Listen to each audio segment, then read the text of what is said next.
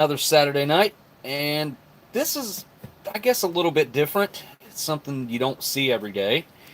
It is a menu number 12B.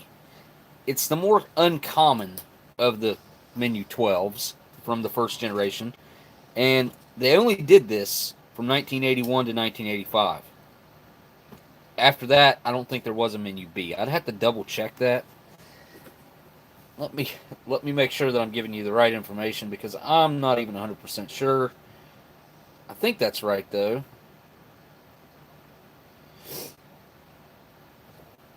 All right. Just take 1 second. Let's see. Yep.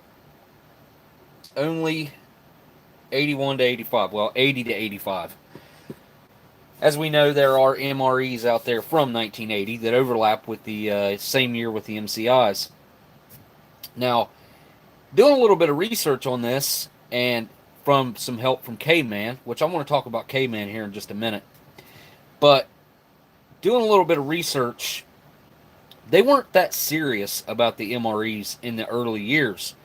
That's kind of what K-Man has taken from his research with it as well. They were more focused on working through their stock of old MCIs that they had. So 81 to 83, basically, 80 to 83, they were trying to get through the MCIs that they had backstocked. And then they started doing some, I would call it a little more hardcore research and development on the MREs in about 1983 or 84. Because it's kind of funny.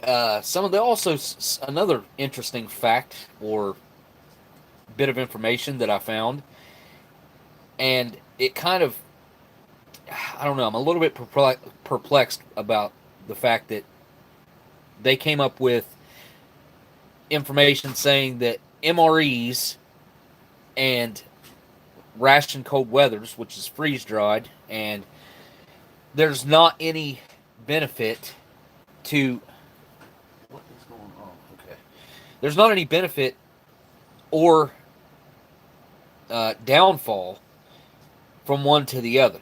So you could eat RCWs every day in their amount of research time, which I think, if I'm not mistaken, was like 2 weeks. There's no difference in how healthy one is versus the other, which I think that if we're being honest, that there's no way that's right. But if you factor in all the other items that go along with that, all the other side items, which they do mention ration cold weathers in that research, and that's early on too. So, I don't know. Let me say what's up to some folks in the chat here. What's up, Mike and Dub C and Zeno? We got Sunshine, Curious Pete. What's up, Smitty? The Angry Blacksmith. What's up? And Joe Green. Hey, Miss Marilyn. Thank you to all my moderators, by the way. You guys are able to watch that chat when I can't. And there's a different prompt now whenever I start up a live stream that asks me if I want to hold messages to check them before I release the messages if they have keywords or key flagged words or something like that. And I always decline because my chat's not, it never has been anything that's been toxic or anything like that. So I don't worry about it. But now, this particular MRE right here, Saltycroccollectibles sent me this. I think I have one of these stashed way away, like buried. I hope I do. I think I had 2 of these myself, and I sent one to Shocker, I think, Shocker71. There's a link to his channel. You guys can go over there and check his channel to see if maybe that review, because he did review the one I sent him. But maybe it was ham loaf. I can't remember.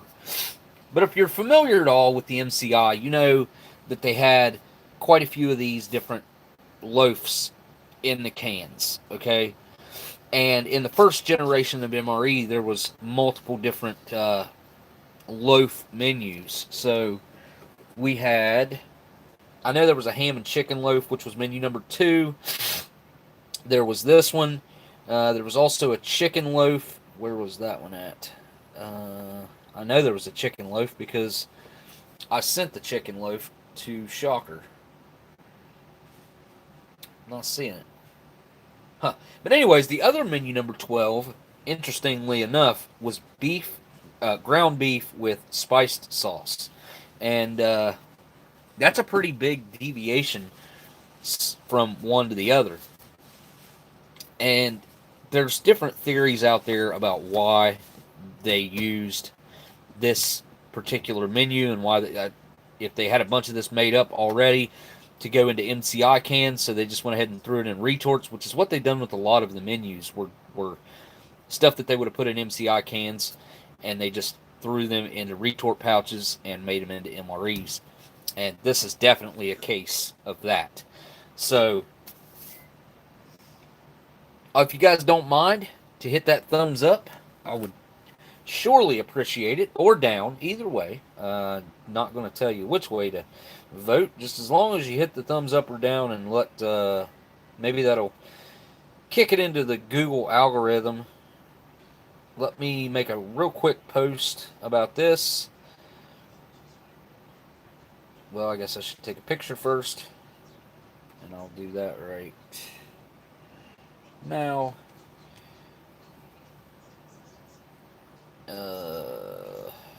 I guess I need a link. That would help.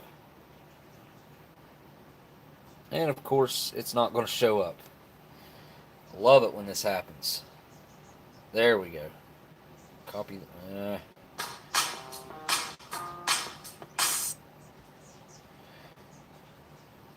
Share. Copy the link. Okay, now I'm getting there.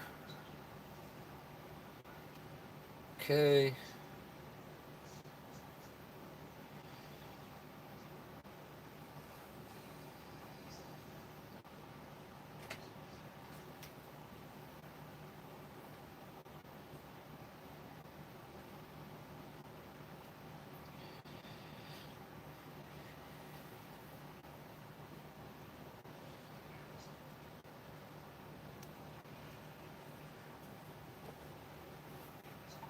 All right. That's done. We're not going to mess around a whole lot here. I'm going to go ahead and get this thing opened up. I'm going to go throw the main into some boiling water. This could be good. It could be bad. I have had the ham and chicken loaf myself before. I wasn't a huge fan of it.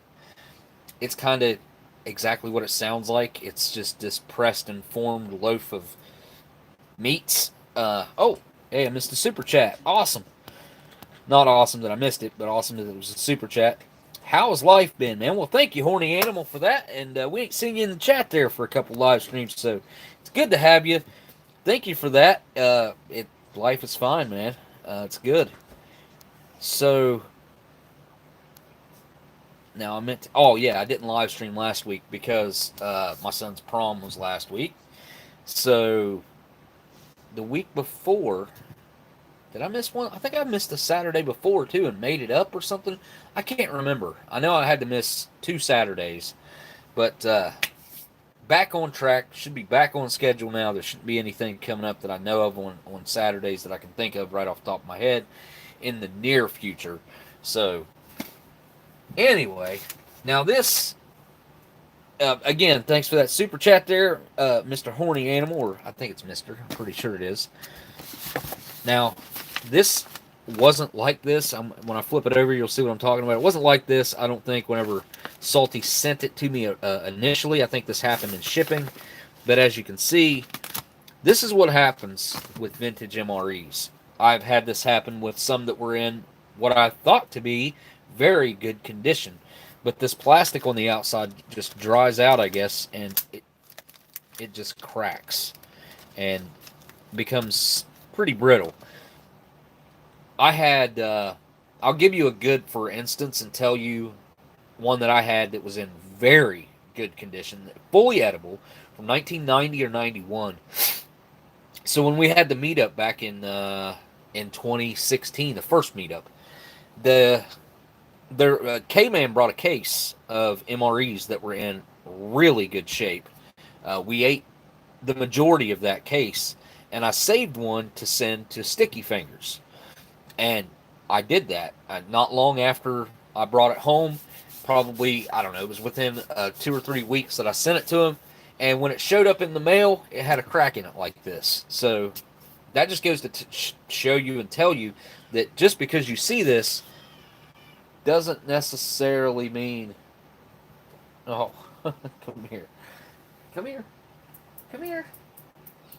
Come here. She's yelling at me. Goodness. Okay. Okay. Had this little girl yelling at me. So here, she can come up here and hang out. Here. Look here. Come here.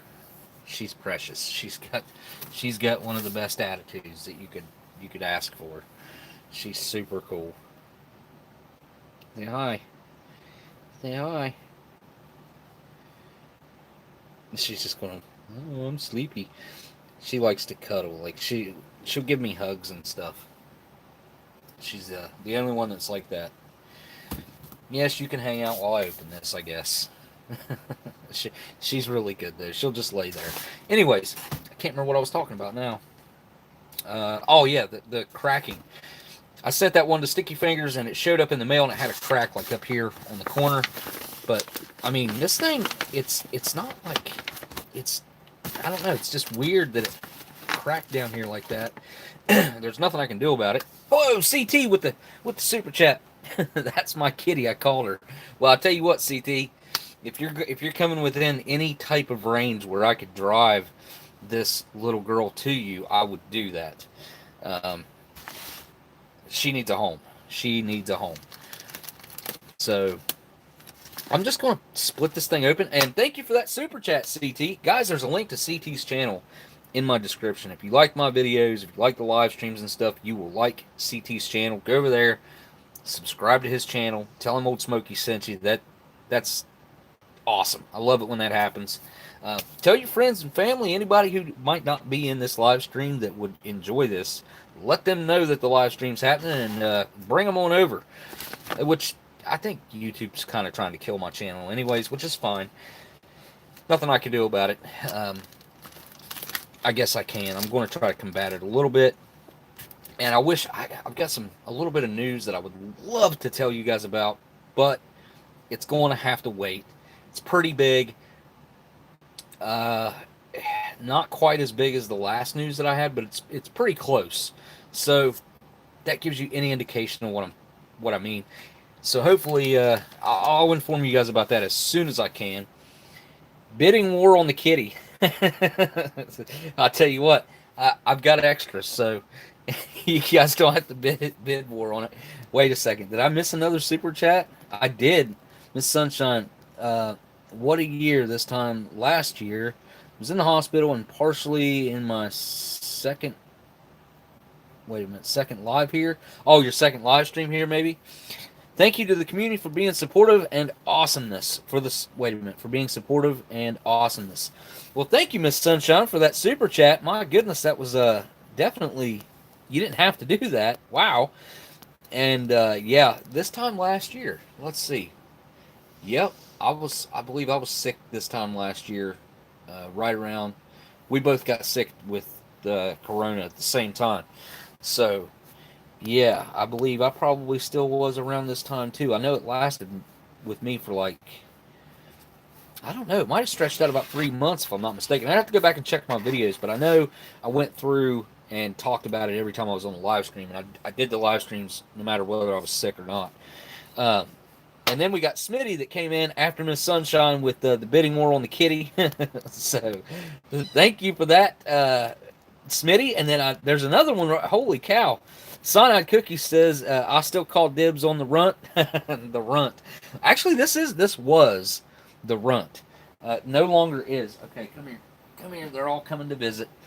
Come here. Everybody wants to see you guys anyway. Come on. Come here. Oh, come here. Come here. Come here. Yes.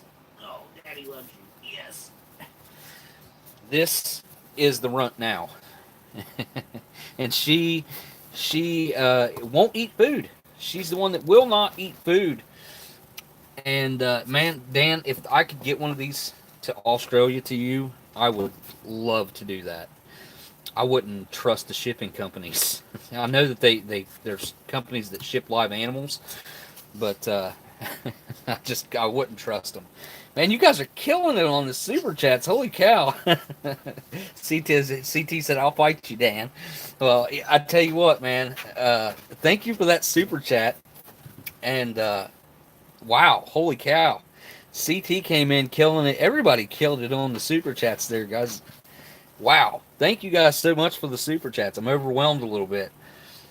Um, if you guys can figure out a way for me to get these things to you, like, just let me know. I am willing to drive as much as I can to meet you somewhere halfway, or somewhat halfway, and give you guys a new family member, because I'll tell you guys, they are really, really good. They're going to make someone very happy. I mean, they've made me happy because they're just awesome. But they need to go to new homes. So we're only missing one, and I don't see him anywhere. Oh yeah, it's because he's in there asleep on my pillow. And Horny Animal came in and said, "Wish I could have one, but I have 5 dogs." So yeah, no, yeah, you're right. Thank you for that super chat. And yeah, it probably wouldn't mix well with 5 dogs. I know. I mean, I have 2 dogs, and there's only one that doesn't like Stella, which is our big dog, and that's the little orange one back here. It hisses every time it gets within about that far away from her. But the other ones, like this one, will climb all over Stella. She's too brave. All 3 of these up here are females, so they're big enough now that I can tell easily what they are.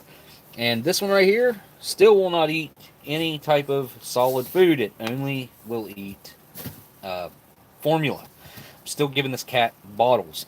I did start putting some of that formula into a dish. Tried mixing it with hard food and tried mushing it up. I've tried mixing it with... I would consider the food that I've bought them to be... No, stop that. Dang it. To be really good food. You can't eat styrofoam or whatever that board stuff is. I think it's styrofoam. You can't eat that. Don't chew on that. I know you guys don't have any toys up here. Quit, honey. Okay. I think I'm caught up on the super chats, guys. And thank everybody for the super chats that just came through. Holy cow, man. Here, these guys are the stars of the show right now anyway, huh? What did you guys find? What is that? Is there anything that I can give you guys to play with? Let's see. Here's a sticker that you can play with. And here is... Let's see. What do I have? Not much. There's a little pack of sugar. You want to play with that, you probably end up ripping it open. Anyways, I'm going to go through this MRE. Camera's a little off kilter, but that'll be okay. What are you doing, orange one? The orange one right here. I call them all by whatever color they are. The orange one is extremely loud. I've never had a cat meow like this one does, and it's very boisterous about telling me if it needs or wants something or wants me to do something. It tells me. Okay, so I don't think there's really much of a point in cutting this thing open, right? I think I can just take everything out of this hole, pretty much. And this does have an interesting accessory packet, which is the first thing that comes out. It's accessory packet, and here's a list: coffee, cream substitute, sugar, candy, salt, chewing gum, matches, and toilet paper. I didn't look to see if there's any reviews of this on YouTube. I imagine there probably is, but I did not look. And here we have a classic MCI style spoon. This is before they clipped that point off at the end, and I'm sure you could use that as a weapon, especially sharpen it up a little bit more. And I know that there are stories of the actual brown MRE spoon being used as a weapon for a confirmed kill, so that's cool. Whoop. There you go. And here we have peanut butter. That's a good one. I'm glad to see that. I haven't looked for a date yet because I don't think there would be one on an accessory packet, or there should be one on the peanut butter. Here we go. Oh, no way. This may be a first year. Well, first year. Technically, first recognized year, 1981.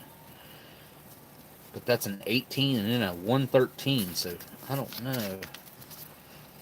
Huh, I don't know. Let's keep digging and see what else we can find date-wise in here. Please don't poke a hole in that peanut butter, guys. Oh, cool. Look at this. These are called Gorilla Cookies, or that's the nickname that they have.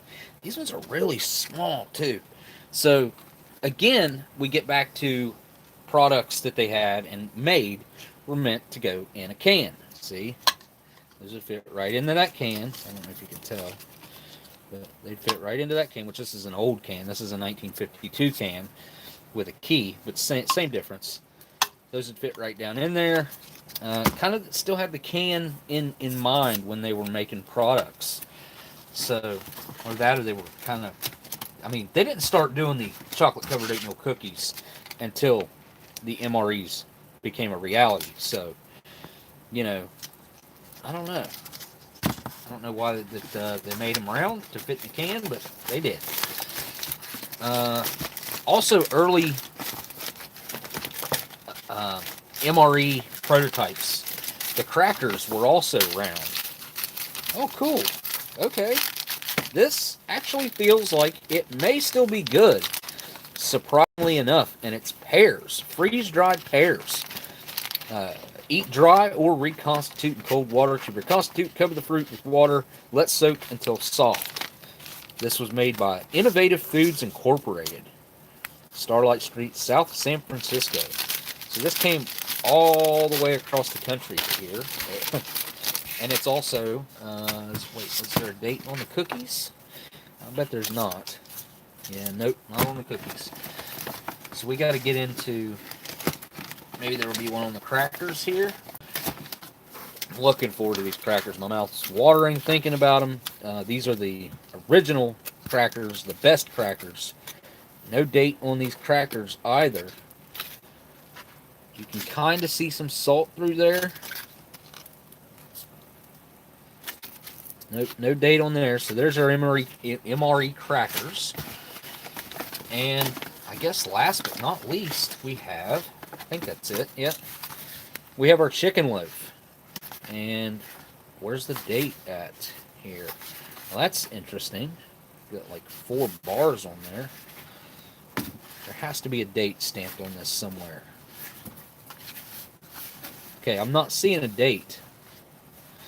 Usually it's like stamped in, like literally, you know, punched in.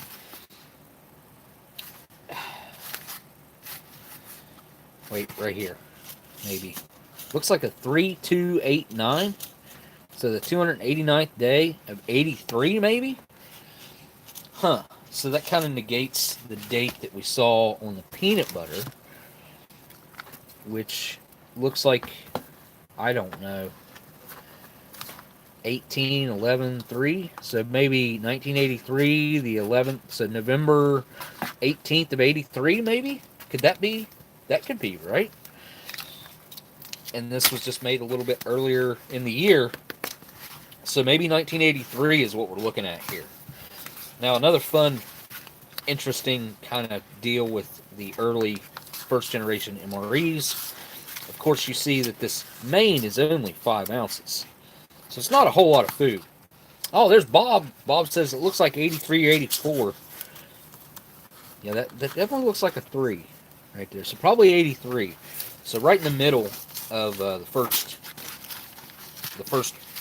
generation of MREs, basically, that ended in 1985 for the first generation. As you can see in there, though,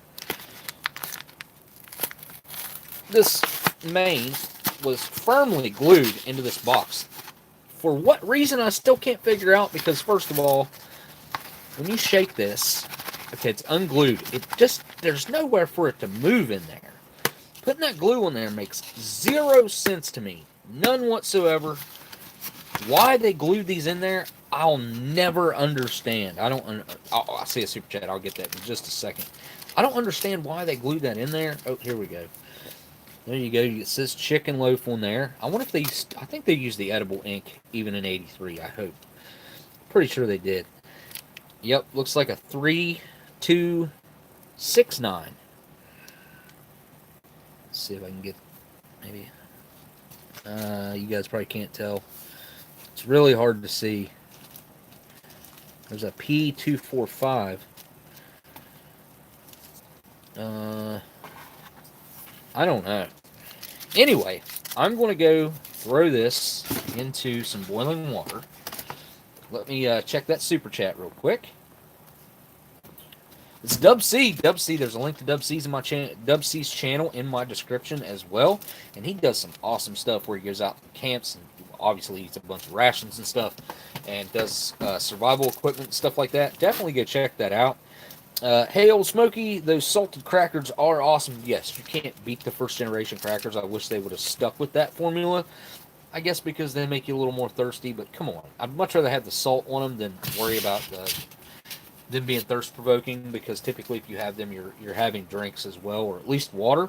And thank you for that $20 super chat, man. Oh, I got another one here. CT says, meet up with Fernbark met up with Fernbark a couple days, believe it or not.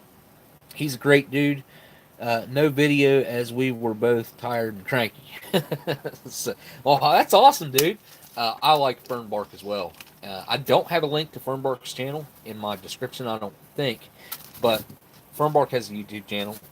CT has a YouTube channel. Go subscribe to both of those. Definitely worth a look. And I like any of the Canadians. I like listening to their accents. So I'll listen to their videos. I don't think Fernbark's Canadian, but he's like almost Canadian. He lives up north somewhere. Nope. All right. Come on. I'm going to kick you guys off. Can't be doing that. This, before I go throw it in, I can't really tell. No, I don't think it's delaminated at all. I think it's just from the fold. Where it was folded, it's a little wrinkly, but no delamination, which is kind of surprising. That is still sticky, the glue, which is kind of odd. Usually the glue gets hard as a rock. All right, Kenny, quit. Honey, stop. Yeah, usually it's hard as a rock, and this is not. So that's all right. That's it. That's it. You got to go. Gotta go. Are you next? Yep. I can see your eyeballing it. Go on. Oh, you're going to be so good. Okay. Be right back, guys. Going to throw this in the boiling water, and nothing else needs to heat it up, I don't think. Nope, we're good.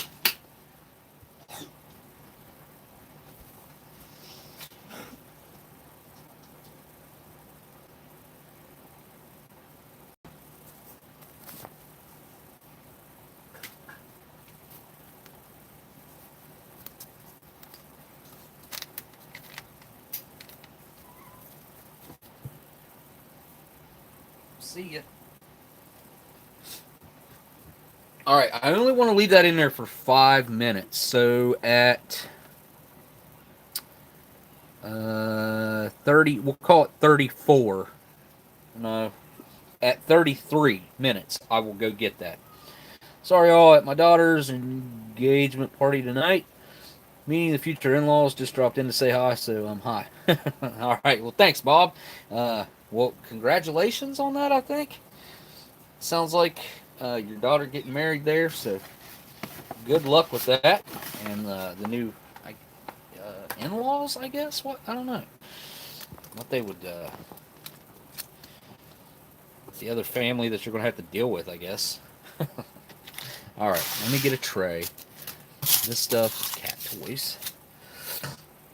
And, oh, here, let's get this accessory packet opened up real quick.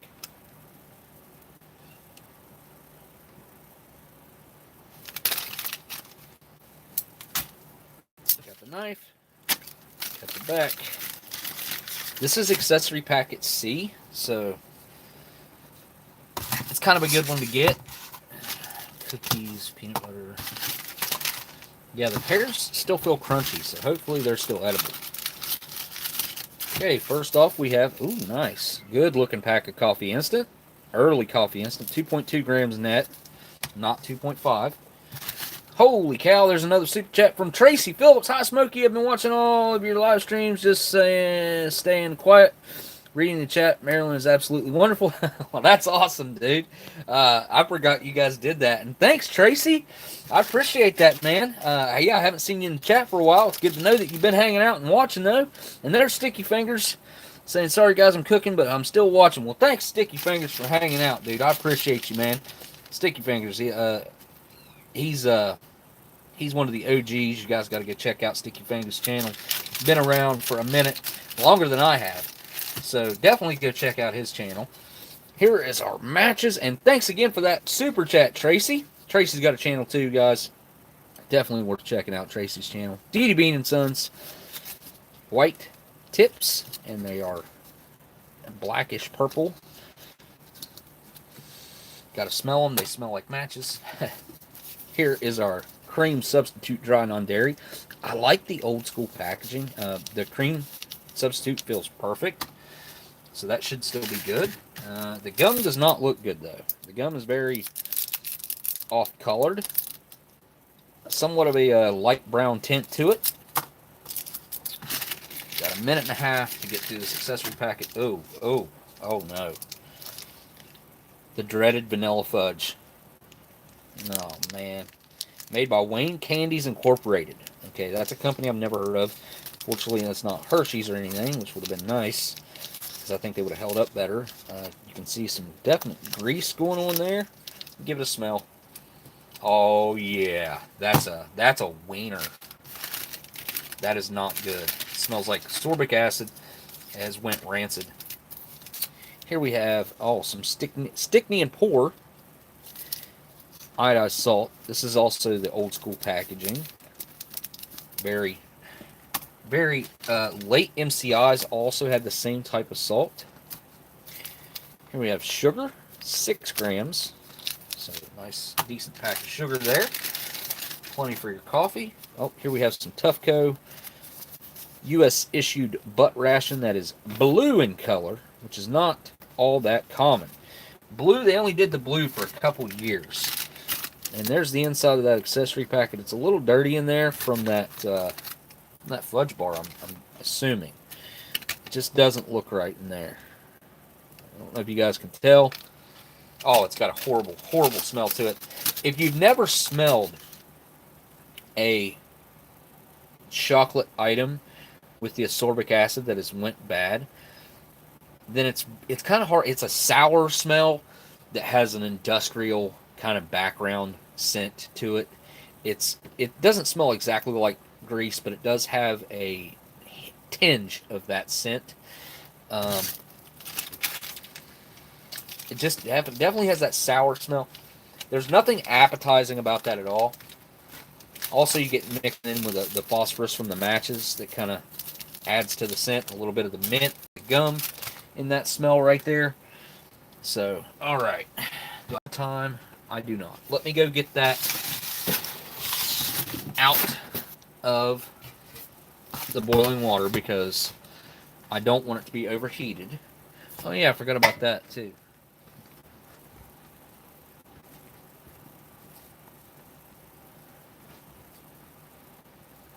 What are you doing, buddy?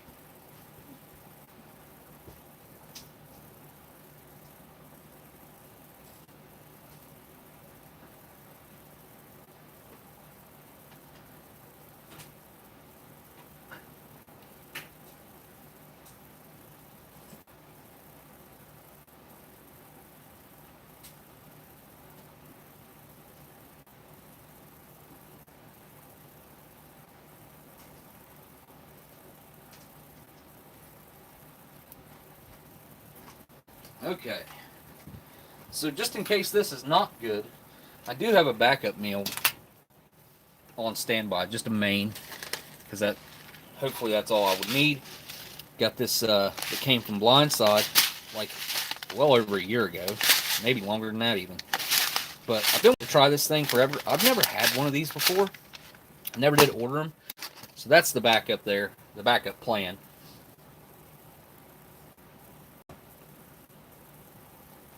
Alright, oatmeal cookies. Crackers go in the middle. Actually, I'll put the cookies over here. And we'll put the fruit over here. Why not? Some peanut butter. Here's our vanilla fudge bar. Spoon. Alright, let's do our coffee. Oh, that's weird. It's the only drink in here is the coffee. Huh. I think that's pretty common with first generations. I did have... Yeah, I do. Hang on. So I have this bag of extras, and I do believe that Bob might have sent this bag, if I'm not mistaken. But there is a drink mix in this bag that I can get, maybe. Yeah, there. Nope, that's peanut butter. Come on, I know I got a drink mix. There it is. There we go. Cherry. 90. I'm gonna guess a 94 drink mix there. So, let's see, how old would this meal be? This meal right here is almost 40 years old. It'd be 38 years old, this meal. Okay, let's do our coffee. Kitten, honey, we're gonna have to go on. All right, let me get my coffee cup out here. We'll go with the 4mre.com mug because hey, why not? They got the MRE cases. You get $10 off. Use code OS10 or Oldsmokey10 over there if you need to order yourself a nice fresh case of 2019 MREs that Art has over there. Why am I putting a cherry drink mix in a coffee cup? I'm not. I just opened it for no reason. Oh, it smells amazing. Holy cow. I guess I really didn't need a drink either because I got a cold one right there. Alright, so this is the old school coffee instant. This is actually one of my favorite coffees. Is the early MRE coffees. And the later MCI coffees were different. And I like the early MCI coffees. The earlier, I guess I could say, up to about 67, 60, I think 67, somewhere along in there. Well, look at that. That is a beautiful sight. Perfect coffee. Perfect looking coffee. Hopefully it didn't absorb too much of that ascorbic acid from... Alright. Thank you, Stella. Get back up there in your chair now. Not much in there, it doesn't look like. But that will make a decent cup of coffee, believe it or not. Only 2.2 grams net. Which says that it's good for 8 ounces. So it says. Now let's take a look at this cream substitute dry non-dairy. I do like this long, skinny package. Cloud Corporation. Huh. Skokie, Illinois.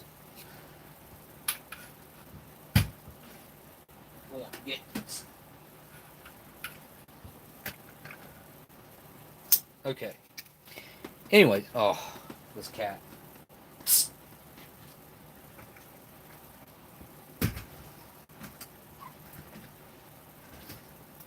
I got him, Stella.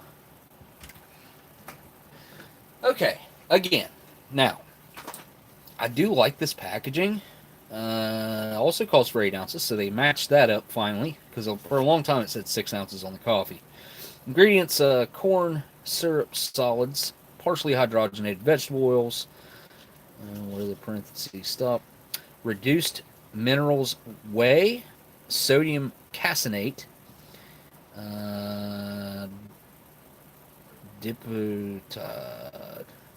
dipotassium phosphate, wow, lots of chemicals in here, chemical items, so it should be okay, right? Should be okay. I didn't mean to slice through both sides like that. I wanted to try to keep that intact, but wow, look at that. That looks perfect. Surprisingly enough, almost 40-year-old creamer here. That looks impeccable. outstanding. Yeah, I like that little creamer package right there. And here is our, I may as well slice this one over. But this is All-Star. Pretty common. See this one quite a bit. A little bit of staining going on right here from the fudge bar. And I'm sure that that seeped into, yep, sugar smells like sorbic acid, and it also soaked in some of them oils. That's why it's clumped up like that. It should be fine though. Should be fine. Alright, add some hot water to this beast.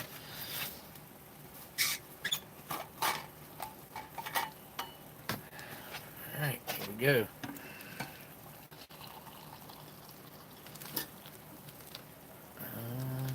A little bit more.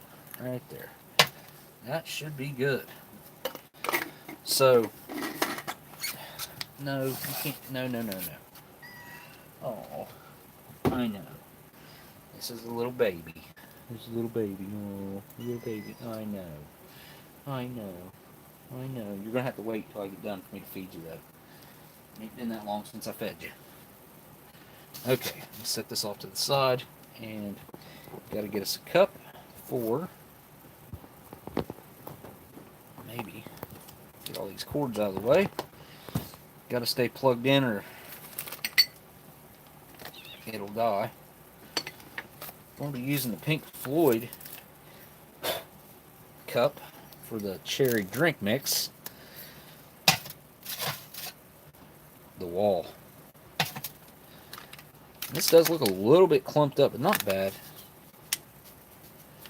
I'll try just the powder.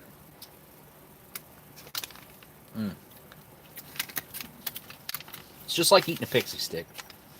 If you've ever had a pixie stick, I wonder if you can make a drink mix with pixie sticks. You'd have to use a bunch of them, but to come up with this much powder, I mean, that's 34 grams of powder. And one pixie stick is probably like a gram or a gram and a half of powder. So you'd have to use like 27 to 30, 34, is that what I said? Pixie sticks to make up enough for a drink mix. Look at that color.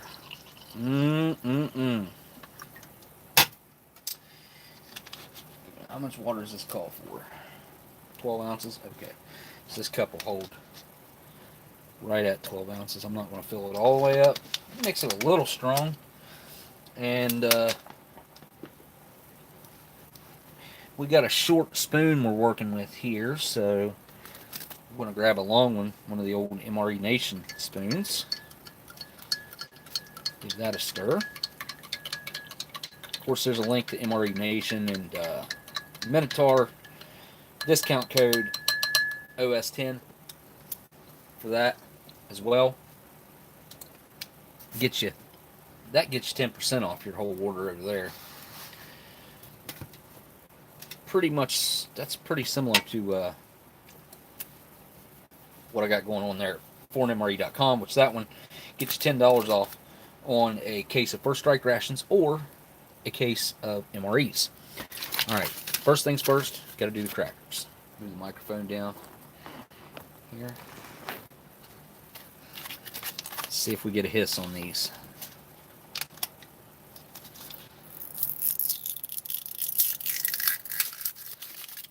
Too much plastic stretching there. Yikes. Just trying not to destroy the crackers, but did anyway. Okay, they smell okay. They don't smell the best. They do have the external salt on them, though. Not as much as the early ones, the 81s and 81s and 82s, I guess. Maybe just 80. I don't know. It could be the manufacturer, too. But some of them I've had, the ones that are scored, like really, really well, that break into fours very efficiently. These are not really scored. Have like a ton of salt on the outside of them. Kitten, honey, you gotta go. I told you I'd feed you when I get done. I've got you a bottle made in there. And of course it's upside down. Oops, I'm not going to open that yet. Let's do the cookies. Cookies, chocolate covered. No mention of them being oatmeal at all. Just cookies, chocolate covered. So,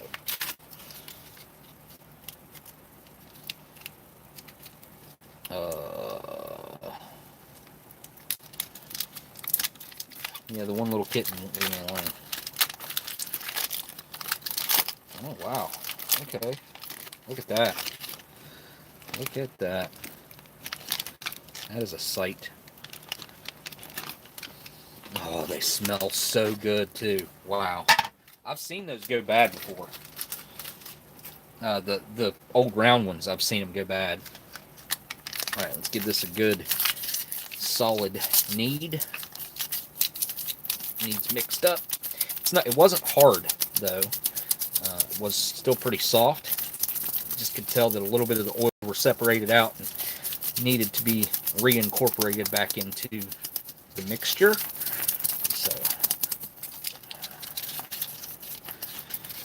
give it a good solid knead there. It's going to be very runny, it feels like. So, tons of oil in this particular batch of peanut butter here. Let's, since Sticky Fingers is around, let's do this.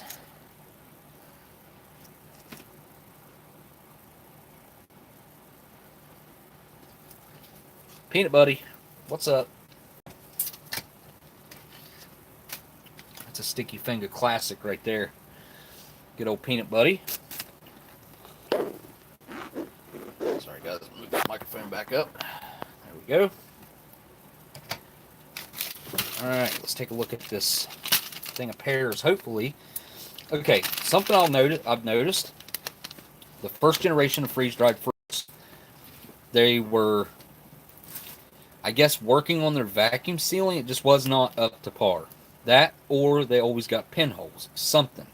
But this right here, I don't know. I mean, it looks like it was vacuum sealed at one point because the indentation of the square is still there, as you can see. So, I don't know. Maybe it just lost the seal at some point. Maybe it was recently. Maybe when the MRE cracked in shipping when Salty sent it to me. So, hopefully, this is still nice. Oh, yes. Yeah. Look at that. That is a good picture right there. I can't wait. It even has a smell. It smells amazing. It smells like pears. Yeah, this had a pinhole in it that happened very recently. Hello. Glad you could make it. Hi. What are you doing? What are you doing? Huh? What are you doing? Here. What are you doing? Oh, you're purring. You're purring up a storm. Yes. Oh. Oh. Yes. Hi, honey. Yes. You gotta wait. You gotta wait. Go on. Go play with your siblings. Okay. Let's get this main opened up. Sorry about that distraction there, guys. I saw someone in the chat that I hadn't seen in a while. I think it was... I think I've seen Sean. Oh, yeah. Tomorrow. Ration Museum. Hopefully here very soon I'm going to have an opportunity to help grow the Ration Museum quite a bit. I'm going to be getting regular videos out pretty soon too. That's my goal anyway. I want to do my best on that to get some stuff filmed up. There it is. Good old classic menu 12B chicken loaf. Ugh. I mean, it smells like chicken, okay? It doesn't smell bad per se, but look at that. You tell me, guys, does that look appetizing at all? In the slightest? Well, I can tell you what my thoughts are, and that's a big fat no. I think it looks, it looks like what it's called. It looks like a loaf of meat. And I don't really, outside of a meatloaf, like, I don't really want to see another loaf of meat. Chicken was not meant to be made into a loaf, right? Am I the only one? Am I the only one that thinks that chicken should never be made into a loaf? Well, here you go. Good old loafy loaf bread here. That just made me think of, I had a goose when I got hurt at work. I had this goose that I was feeding every day, and I nicknamed it Loafy because I would go out on the head of the boat and I would shake a loaf of bread, like, make it crinkle, like just shake it. And no matter where that goose was at, it could be a mile away on the bank there, and it'd hear that loaf of bread, and it'd come just flying in there and slide in on the water. It was awesome. He was a good goose. I think it was a male. Pretty sure. Oh, here. Got the spoon right here. I want to save that spoon. Somebody will want that. Somebody will want that spoon. Pass it on to someone. Hey, look at that. History Savior says, hope you and everyone in the community is well. Can't stay working right now and under the weather too. Just wanted to stop and show my support as always. Much love to everyone as always. Well, there's History Savior just came in with a big old super chat there. Thank you, History Savior, for that super chat, man. You guys, if you haven't checked out History Savior's channel, we got to get him to 100,000 subscribers so he has to give away some stuff again. Go over there, subscribe to History Savior's channel, help us get him up there. And he does do some awesome stuff over there too. And he's all about preserving that history, which I fully support. So that's what it's all about, trying to preserve the history. And these meals are just going to degrade if they don't get opened up right.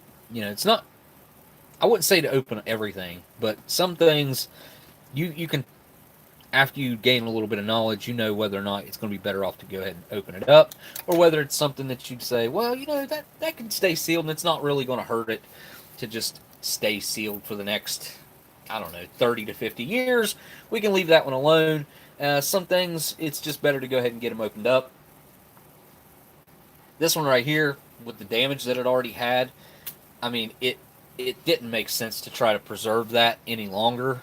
But I'm glad that I opened it when I did, because not too much longer, I don't think this fruit would have been edible any longer, which it is right now, which is fantastic. The cookies, they smell absolutely perfect. And I guess let's find out about this loaf. Not looking forward to this. Okay, so first of all, looks like the chicken's pretty natural. I mean, it's just like some shredded up, pressed and formed up chicken pressed into this little loaf. 6-ounce loaf of meat. I don't want to go balls to the wall on the first bite. I mean, that's enough to try it to start with. But yeah, thank you for that super chat there, History Savior. Sorry you're under the weather, buddy. Hopefully you get to feeling better. Hey, there's Miss Sharon too. Hello, Miss Sharon. All right, there it is. As you can see, I mean, it does have the shredded texture of chicken somewhat, but it also has like that mushiness that I don't like to see in meat, and it pretty much just smells like chicken. If you ever had canned chicken, it kind of has that tinge to it. All right, here we go. Enough stalling. Down the hatch.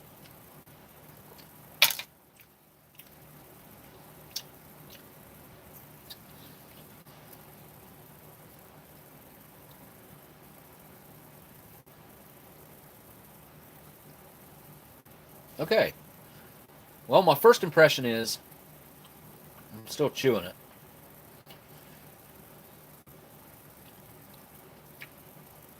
Okay, give me a second to let that settle my tongue, because I want to know if that's going to cause me any weird numbness or anything.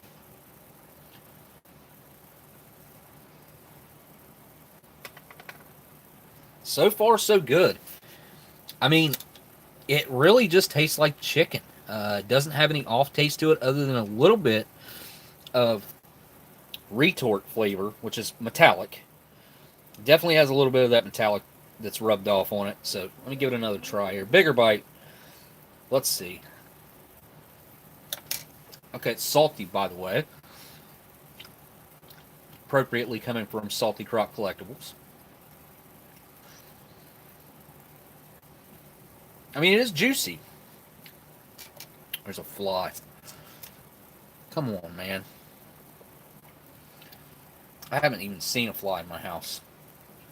This thing's like... It's not even moving.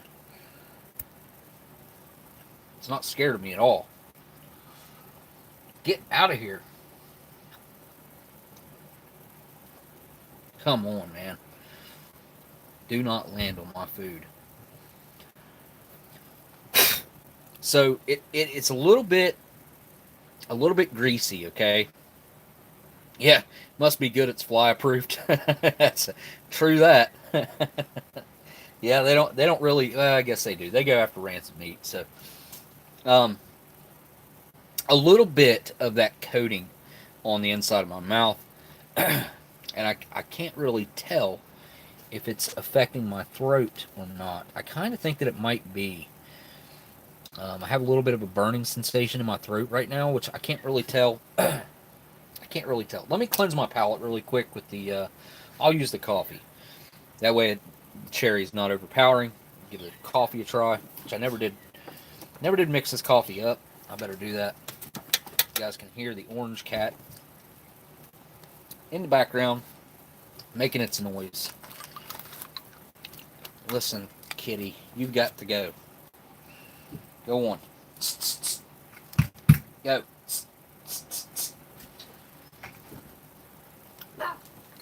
Okay.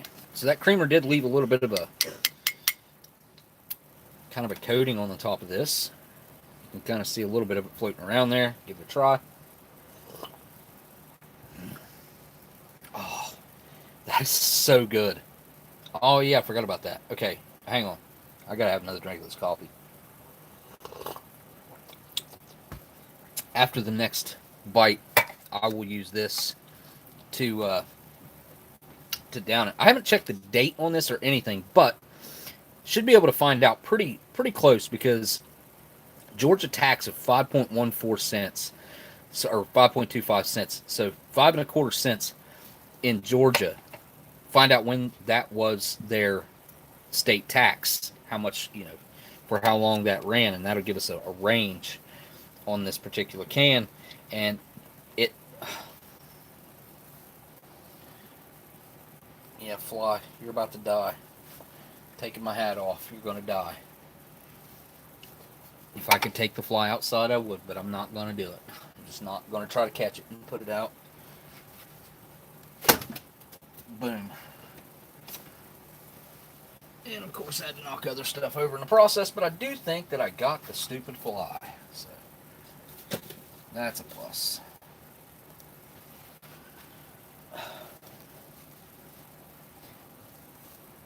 Look. No. Go. Go. Go. Go.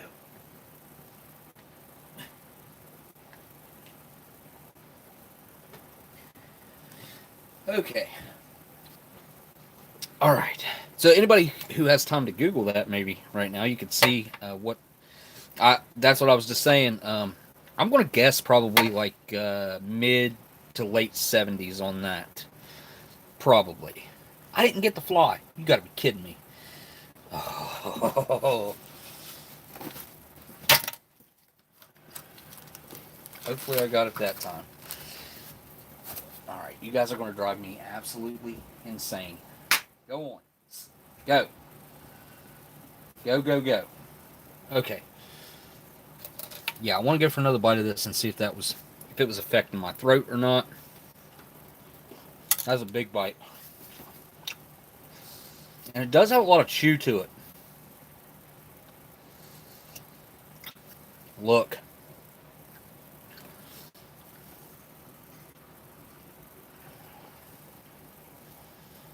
I said I wasn't going to catch it, but it's going outside.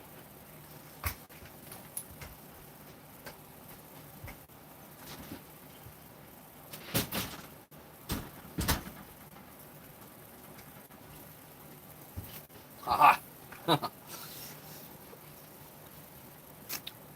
It's gone now. Um,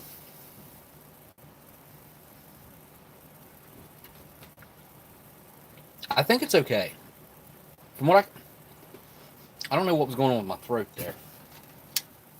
It's very chewy. It's got a lot of it's got a lot of chew to it. Mm. Some parts are much softer than others, as you could imagine. As you hit some of the fatty areas, and then you have like super pink areas like that, which I guess would be darker meat. Yeah, there's a little bit of a residual throat feeling that it's very, very delayed.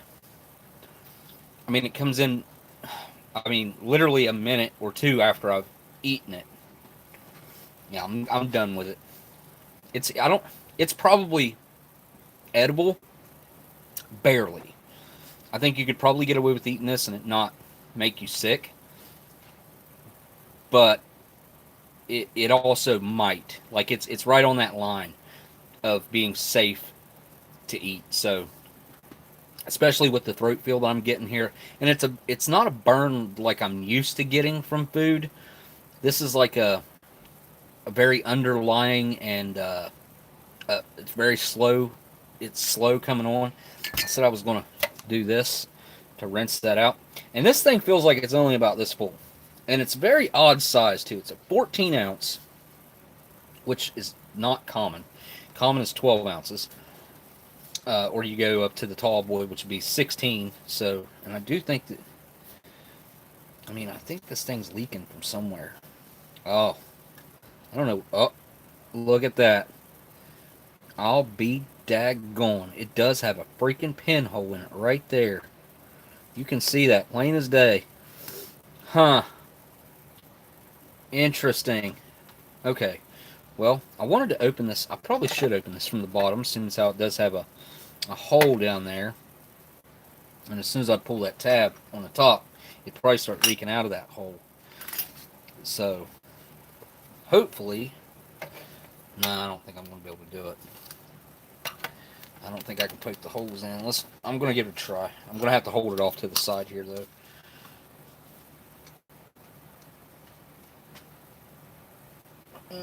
Nope, not going to happen. Got a little dent pressed in it right there, but there's nowhere for that to, I mean, it doesn't, there's nowhere for it to grab a hold of. Could I force my way through that? Yes, I could.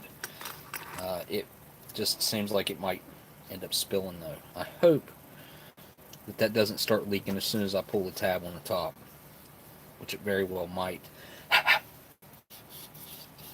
Yeah, I typically don't pull the tabs on these, but here we go anyway. Yeah, as you can see, it's down in there. Oh, goodness. Oh, no. Can you guys see that? I don't know about this one, guys. That is very, very chunky. Oh, look at that. There's chunks of metal in it. That is a chunk of metal. I'm supposed to drink that? Hold on. Let me get my light out here. Look for myself. Where did that piece of metal go? Okay, it's got a very strong aroma. That's very oxygen damaged, obviously. There's no carbonation left to it.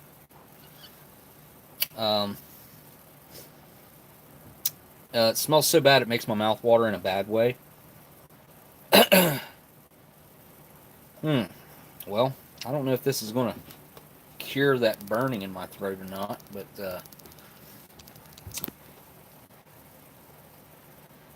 we're going to find out. Why not? Might not be able to finish this one.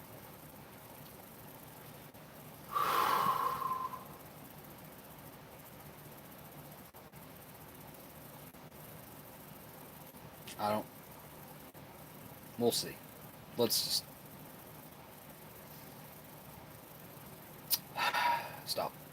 stop delaying it and just do it.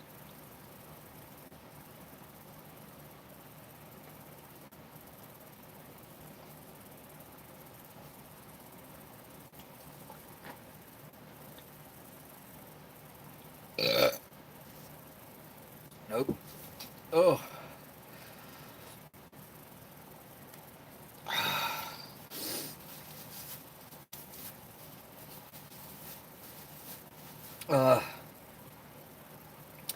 So it has a sweet aftertaste. It's very metallic from the oxygen damage, I'm sure. It's chunky. It's not in a good way. If that's there is a good chunky. I don't know that there is.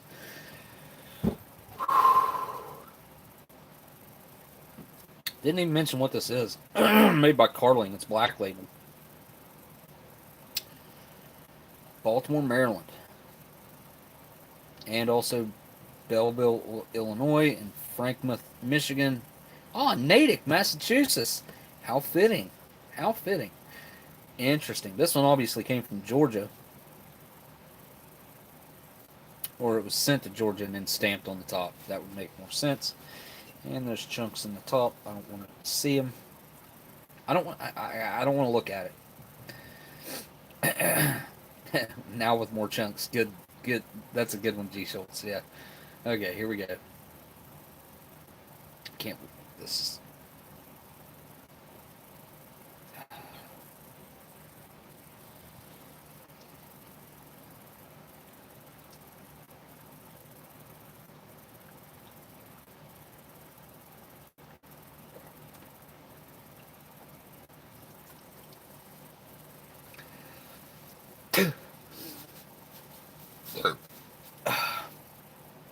Oh. So it's got a bitter sweetness to it.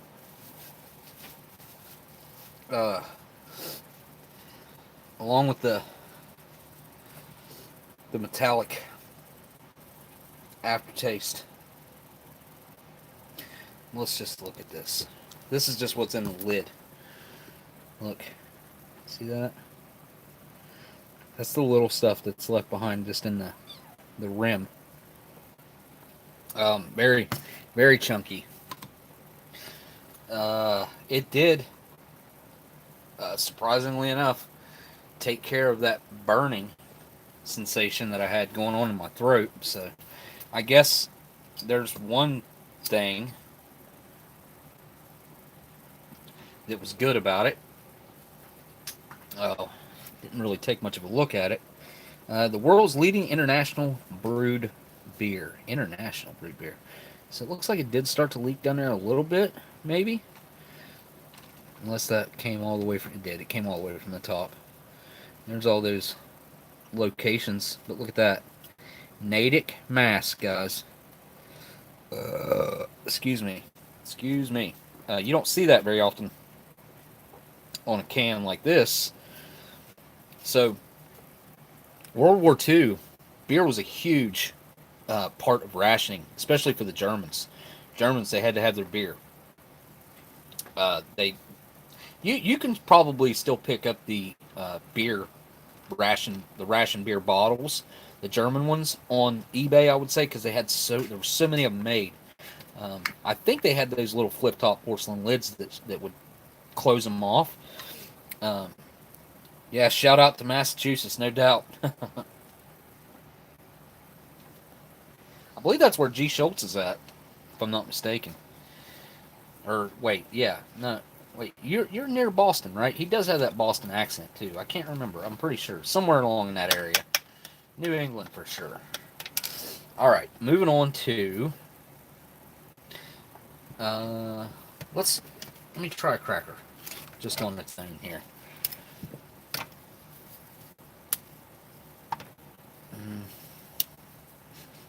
They have a little bit of an off smell to them. Holy cow. Wow. That's a lot saltier than I thought it was going to be.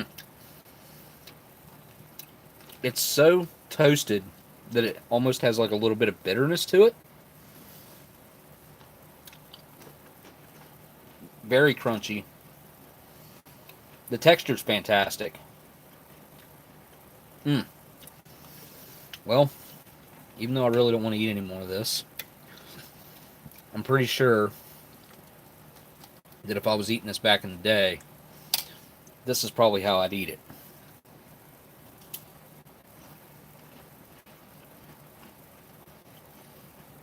And that's such a huge improvement on everything about this. Where the texture of this is so odd, I would call it. When you add it in with the cracker, it becomes something else. It becomes like a sandwich or a really nice spread. Yeah, I'm not eating any more of that, but crackers are fantastic. Absolutely perfect. I love the amount of toasting that they have as well, because it really adds to the flavor. Now I'm just going to leave peanut butter alone, since I still have some more peanut butter here. And we'll just go this route.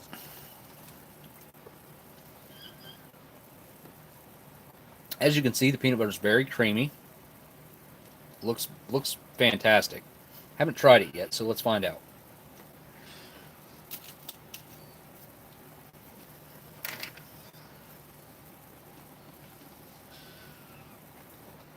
What?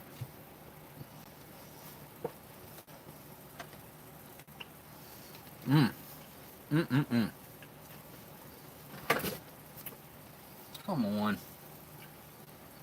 Get out of there. Get out of there. Come on.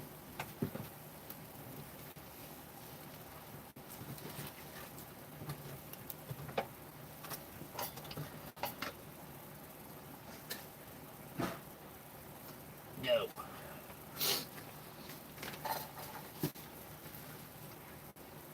So that makes for a fantastic peanut butter cracker. I mean, just fantastic. Yeah. These cats are going to drive me crazy. Might have to take a break here for just a second and go scoop them out some more food. But peanut butter is very, very creamy. There's not like any added sugar to it either. Like the Canadian peanut butter, immediately, for me anyway, when I have Canadian peanut butter, IMP peanut butter, I can tell that it has sugar added because it has a slight sweetness to it. This, on the other hand, is just ground peanuts. That's it. No ingredients list on that. Okay. I'm going to have to take a real quick time out, guys. I will be right back to finish this up.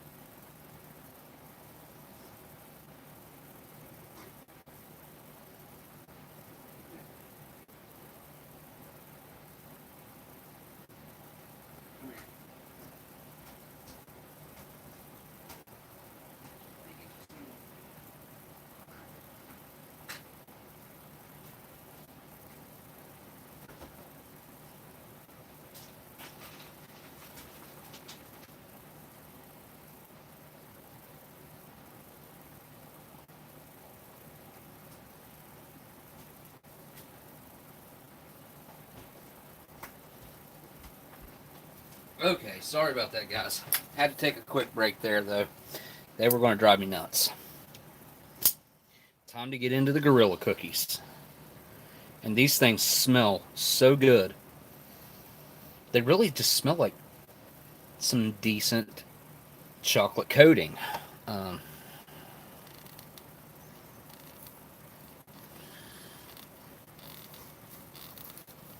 they're not going to separate.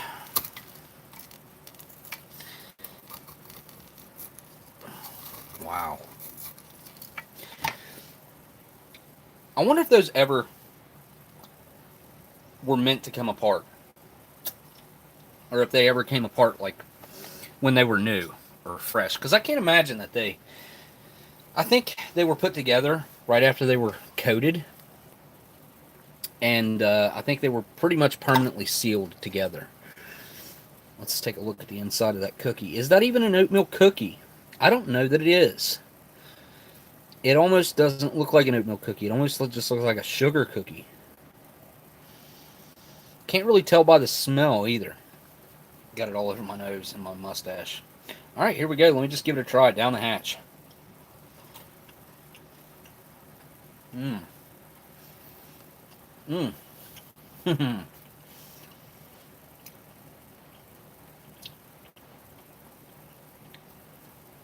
I can't tell if that's an oatmeal cookie. It doesn't really have that distinct oatmeal cookie flavor. What I will say, though, is that chocolate coating, the way it chews, the way you bite through it, is amazing. It's got a really nice, solid chunk bite through that's just... What? I just gave you milk. You have to drink it out of a dish. I can't give you a bottle right now. Come on. You need to go finish it. Come here. You need to go finish your dish of milk.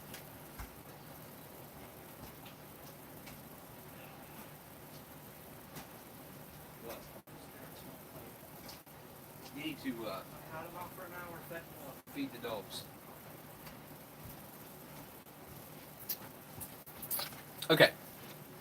Back to the chocolate-covered cookies, where, like I said, it doesn't mention oatmeal cookies. You guys know that once they went to the rectangular version, they were called oatmeal, or was it chocolate-covered oatmeal cookies, or oatmeal cookies chocolate-covered, or oatmeal cookie chocolate-covered. This has no mention of that. This just says cookies, more than one, cookies, chocolate covered, made by Sterling Bakery, Wick, San Antonio, Texas, 78238, 78238. Awesome. Got their area, or their zip code right there. I'm telling you, I wish I could share this experience with you guys. This right here, this particular one item right here, makes the whole thing worthwhile. So when we're talking about eating a vintage ration like this, like I'm doing right now, things like this, you can't go out and buy these things. You can't go out and buy a cookie that tastes like that. So it makes it, this whole experience, special in itself. You can't go out and buy crackers that taste anything like this. They have to come from a 1983 MRE. And these particular crackers, where's my packaging at? Let's see who made these crackers. If it tells us at all. It does not. So I don't know who made these crackers. But, let's see where the MRE came from. I didn't even... Sopaco. It's a Sopaco. Southern Packaging and Storage Company. Incorporated. So, I doubt Sapaco manufactured these cookies, but Sterling probably did.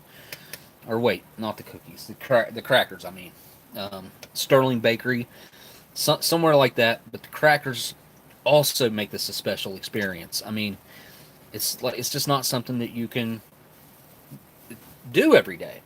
And I was thinking to myself the other day, I was like, I haven't eaten a vintage ration in a little while. And then I was like, wait a second. I just ate a 1991 or 92 oatmeal cookie the other day, like 3 or 4 days ago. And I thought about this after I did this. It's like, I haven't eaten any vintage food in a minute.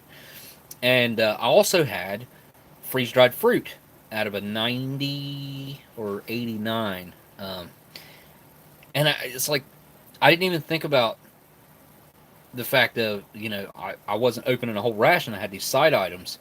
But that's kind of like a lot of the whole point is what makes it special, in my opinion. A lot of times these items hold up better than the rest of everything else. Not always, but a lot of times. And this was the item that you looked forward to. When you got this meal, you looked forward to having probably, definitely this. I mean, and the freeze-dried fruit. I mean, nobody really thought the crackers and peanut butter were special back then. I personally have always liked crackers and peanut butter, and I do really enjoy this crackers and peanut butter. So, yeah. Why don't you get down from there, buddy? You're burning up. Laying on that hot blanket, man. I think the air conditioner kicked off, too. Good check. It did.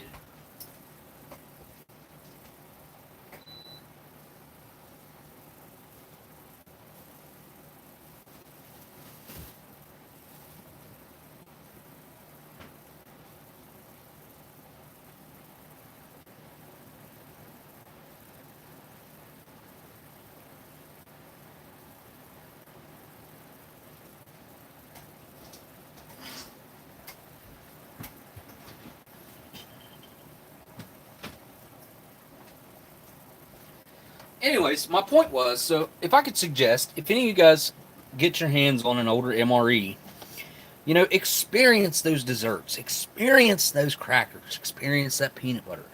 I don't have any qualms with saying try these items right here. I would not tell anyone to ever eat old food, like real. This is real food. This is a snack. You know what I'm saying? All right, so if you guys haven't hit the thumbs up or down, please do so.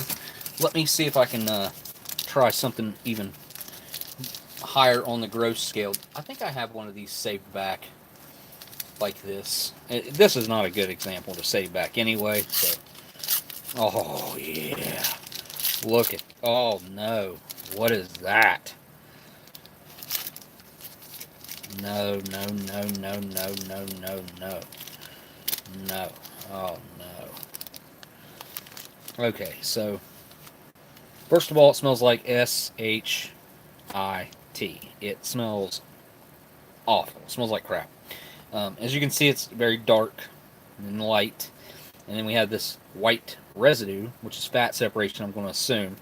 Like legit fat, lard type of migration to the top there. And I don't know what is going on right there. That does not look like the same type of fat that I see here as this. This has a yellow tint to it. And I mean, I guess it could be blooming, but I don't see any blooming anywhere else really.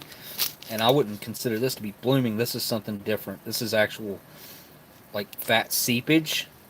Oh, I can't believe I'm touching this fingers. Oh, look at that. Okay, first of all, it's not supposed to have that type of contrast. Wait, is this vanilla? Never mind. Yes, it is. That's actually supposed to be lighter colored than that.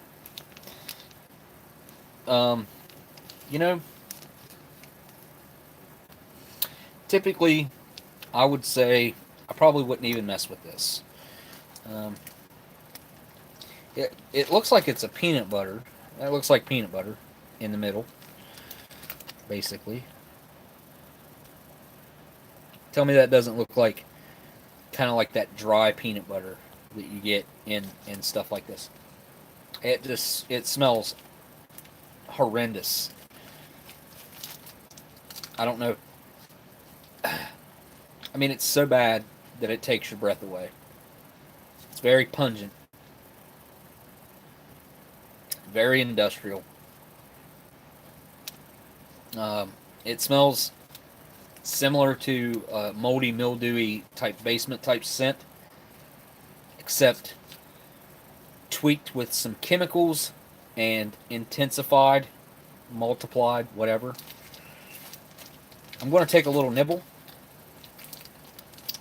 I can already tell you, I know it's not going to be good, but just to take one for the team, do it for science. Man, it's crazy how much that looks like peanut butter. That looks so much like peanut butter. And this is supposed to be vanilla fudge. That's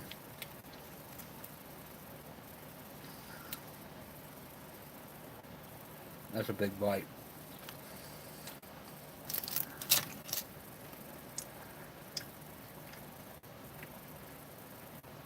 Oh.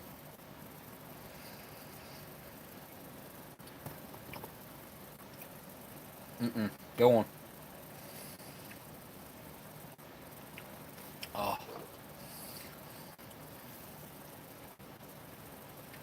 Okay. My entire mouth is coated.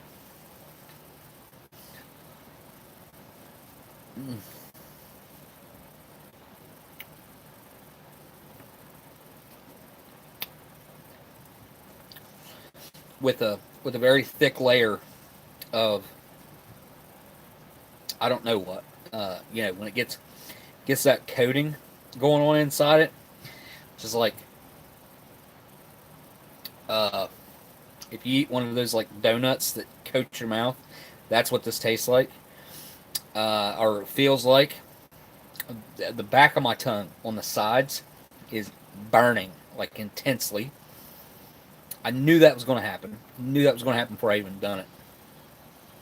The flavor is still sweet to an extent. It's kind of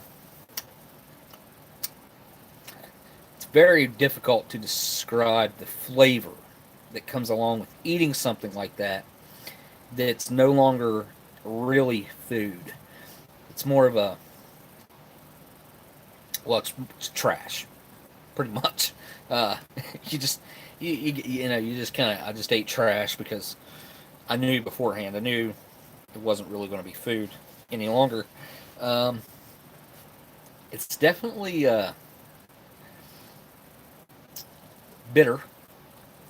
bittersweet, with a burning sensation, with a coating in my mouth, which absolutely set my tongue sides and back on fire. So, you guys know like the what's those donuts called? Like a donut stick. I know those do it. That's one for sure. That like when you take a bite of that donut stick, it coats your mouth with like fat. That's kind of what that is, except that it's also a burning sensation that goes along with wherever that coating ends up. Go on.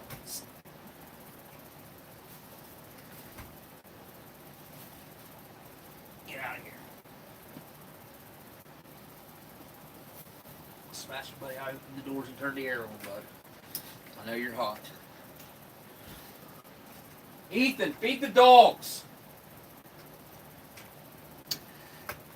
Oh, he should have fed them already. He knew he had to do that. Okay, get the camera turned around here.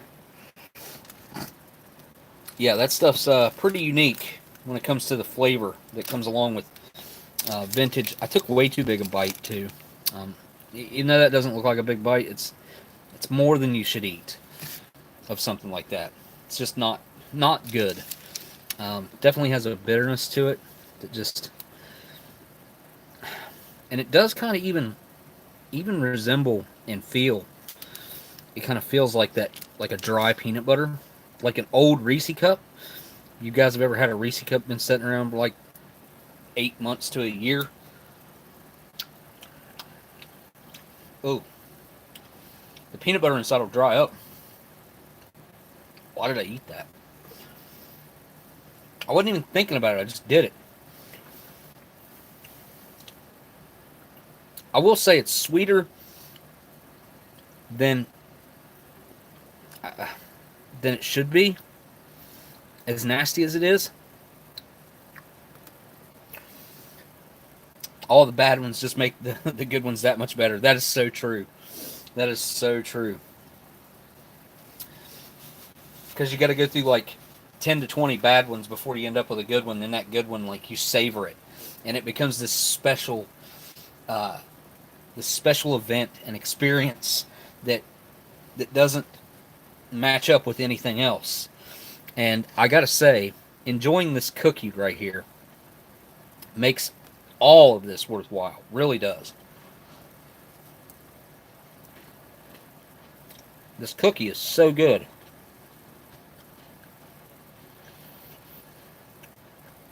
I still can't tell if it's a oatmeal cookie, though. It doesn't taste like it.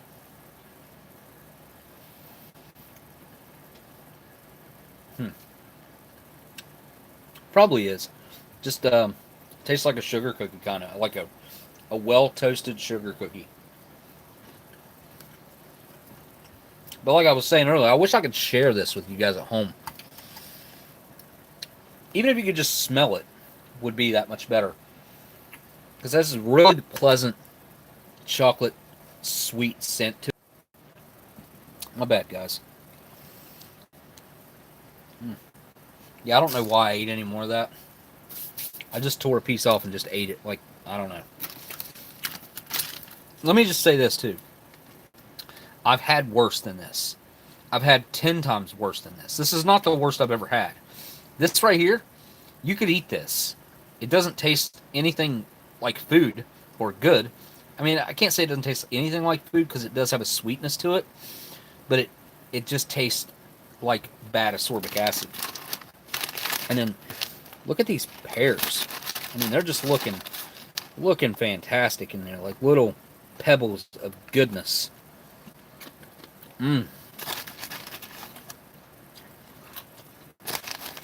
So crunchy. And sweet.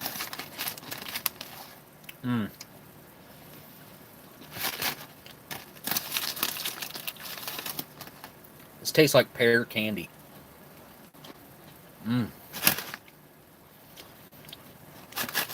I could eat this as my snack every day and never get sick of it. It's so good.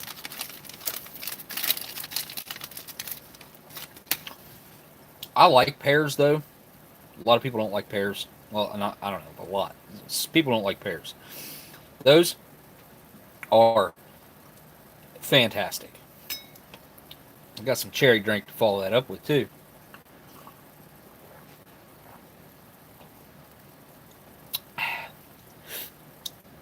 I don't feel like those two mix all that well. Pears and cherry kind of contrast in the flavor.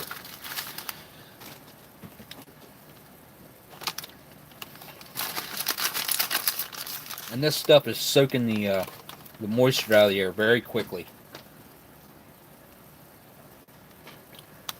It's not as crunchy as it could be. But it's still crunchy, so.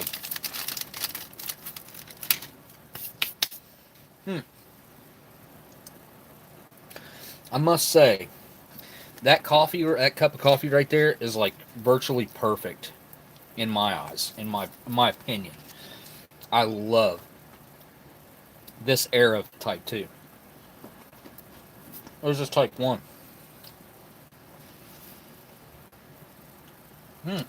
Not a type at all. Just coffee instant.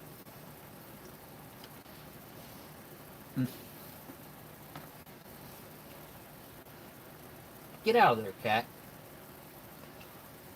Come on. Someone sent me a message, by the way.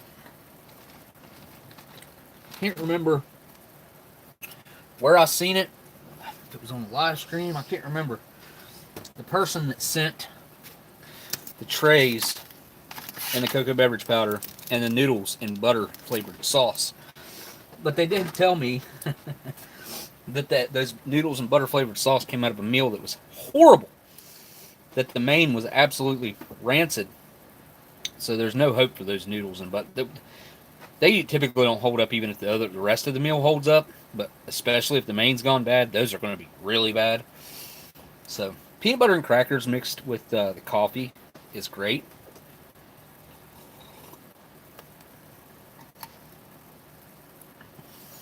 But then when you add in like dunking the cookie in the coffee, like that. Oh, wow. That was just a little bite, but that was amazing. Here's a big bite, bigger bite. The coffee just absorbed right into that cookie in a perfect manner. Look at that.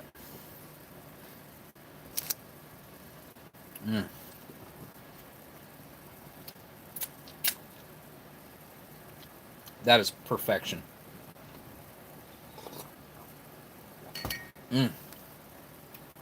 See, that's another, like, it just adds to the experience. This is a food memory that I just created. That the next time that I have one of these cookies, or the next time I have crackers that are very similar to this, or the next time I have regular coffee instant from the early 80s, like this, I'll think back to this live stream. And I'll think back to a lot of the things that's happened during this past hour and 38 minutes. Let me find my smokes here.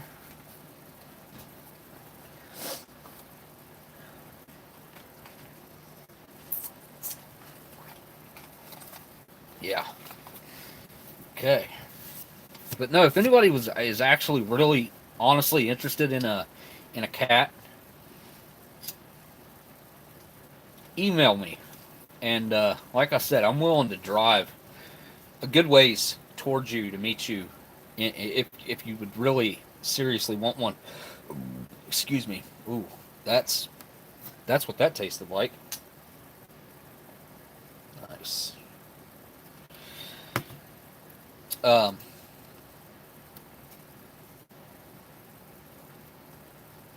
Last live stream, I set the tray off to the side to bring the kittens up, and I no longer set the tray down off to the side right here, and that little black cat jumped up on the tray, tipped it over. The brand new beef goulash that I came out of the 2019 case that Art and Nina over at foreignmre.com sent, spilled.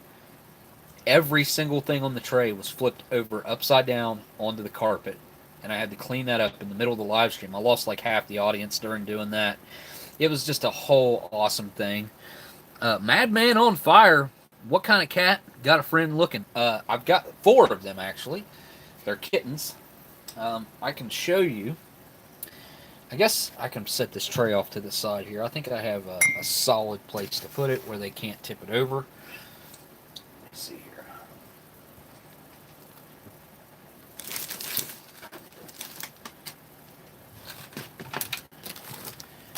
Come here, guys.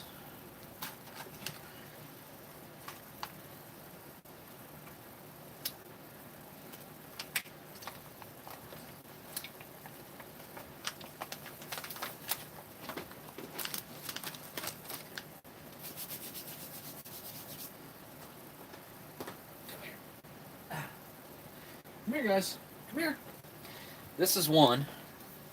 This is a orange one, I call it. This is the most boisterous one. Here, take a look at the camera. Right here, honey. This is a little girl. Little girl, little girl, little girl. Come here. Oh, and this is a little pain in the butt. This one won't eat solid food yet for some reason. Only eats baby kitten formula. And this one weighs about, I don't know, 2/3 of what the orange one does. There's also a calico one. Come here, Callie. Come here, Calico. Come here. Come here, honey. Come here. Come here, baby. Come here. Come here.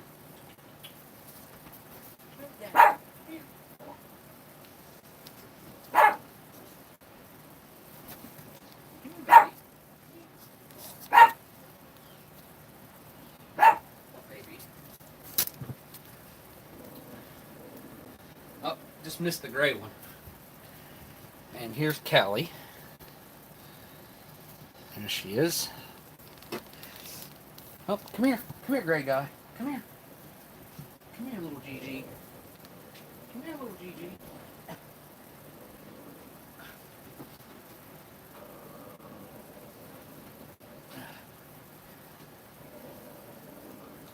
Okay, now this is the only male. Here he is. He's going to be a monster, too. He's going to be huge. He's already so much bigger than the others. You like the smell of that, do you? That's beer. Come here, orange one. Come here. Get up here with your siblings. Oh, did I like that? I did like that cigarette thing. It's burning up. And he had an interest in that can of beer for some reason.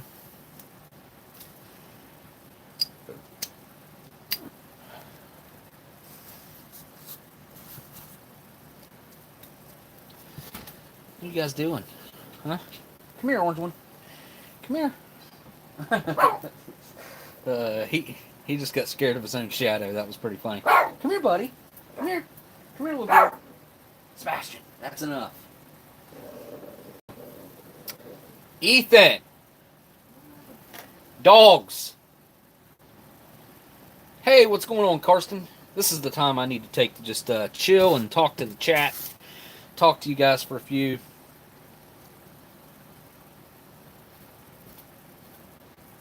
Did I miss a super chat, guys? I think I did. Oh, no, I didn't. Madman on fire said, what kind of cat? Got a friend looking? Yep. I think they've all made an appearance on the screen as of now. The orange one still hanging out over there, but it was on here earlier. Come here. Yeah, it's a good little girl. Yeah, it's a good little girl, yes. This is the big baby. I don't understand. I've looked into everything I could look into. I've tried all the tactics I can try that I've been able to find online, and, you know, obvious ones that you come up with yourself to get this kitten to eat food. Yesterday, for the first time ever, she did lick a little bit of gravy out of a can of food.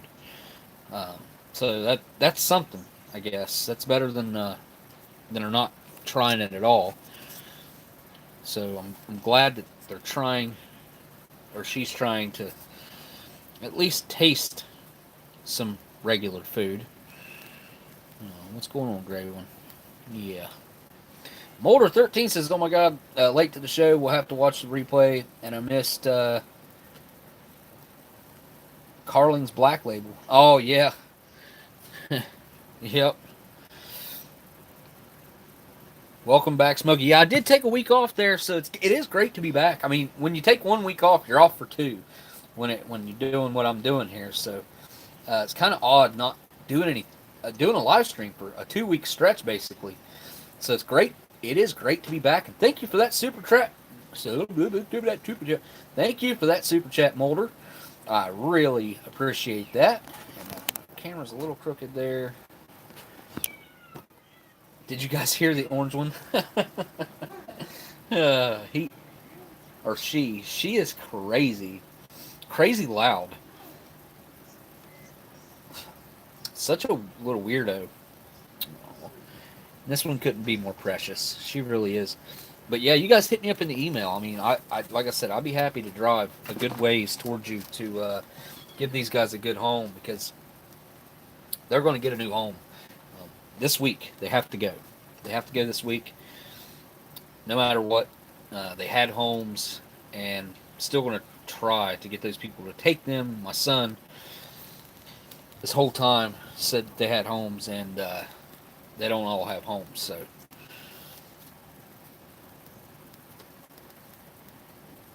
yeah, she's singing all right. Come here, baby.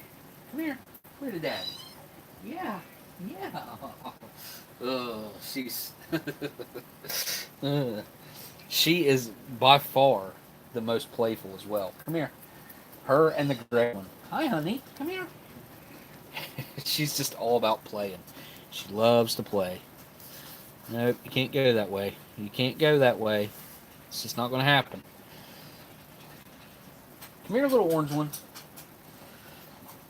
Yeah, her dad, her dad's name's Garfield because he's orange. He looks just like her, or she looks just like him. And this one's dad, I never really named him. I just call him Gray Guy or GG. And they also look very similar, except he doesn't have long hair, and I think this one, is going to end up having longer hair. He has that look to him. Sebastian, go eat, buddy. Come here, little orange one. Come here. Come here, baby. Come here. Come here.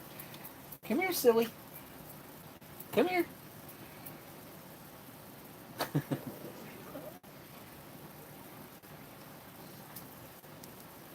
Here she is. Go eat, buddy. And here's the orange one. My son just caught it. You going to talk to us? Huh? You ain't going to drink my coffee.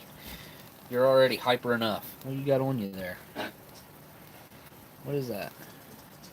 What is that? They ain't none of them got a flea on them. I mean, they're flea free. They have not had any worm shots or anything.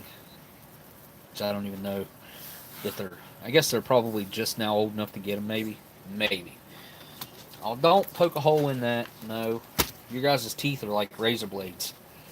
They can chew through anything. It's ridiculous. Hey, if you guys... I know you guys... Thank you guys so much for hanging out as long as you guys do. I super appreciate hanging out with you guys. And anybody who's in here right now, don't forget tomorrow at 5 o'clock, there will be a live stream for the Ration Museum. Let's get as many people involved in that as we can.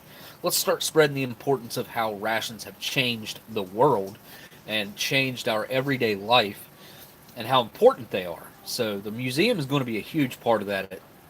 I believe in the museum 100%. It's going to be a great destination one of these days, and it's going to be a part of lots of museums because there's going to be things from the Ration Museum involved in all different types of museums all over the United States, and hopefully one of these days maybe all over the world. And yeah, so tomorrow 5 o'clock Ration Museum live stream. And before you guys take off, if anybody's taking off, don't forget to hit that thumbs up or down, either one. Just let Google know that you like it or you hate it, whichever way it goes. One way or the other is much appreciated when you hit those thumbs ups or downs. And yeah, I don't know, it just kind of helps the whole algorithm thing play out a little bit. And hopefully, you know, something happened there. So, I don't know. Towards the end of my live streams, I kind of talk sometimes about things, just personal life type things. And I know some of you guys were probably around whenever I talked about the car that I want to get. And I was going to go buy a car. Actually, I think I might have... I was debating on going to get it or having it shipped. And, of course, it sold before I got my money out of the bank. And now I've kind of... definitely have not lost interest, but I'm torn because the market and everything is so volatile right now and up on as far as trying to buy. If you're a buyer right now, it's literally the worst time to buy that I've ever seen, and I think anyone has ever seen. And it's not just that, it's everything. The price of pre-manufactured homes, which, as you know, most likely, that lumber prices have went beyond ridiculous. Like a 2x4 that used to be around, I think they were right around six $6 to $8 roughly. Now they're charging how much was a 2x4 the other day? 30, like $38, something like that. Might have been more than that. It was something ridiculous for a 2x4.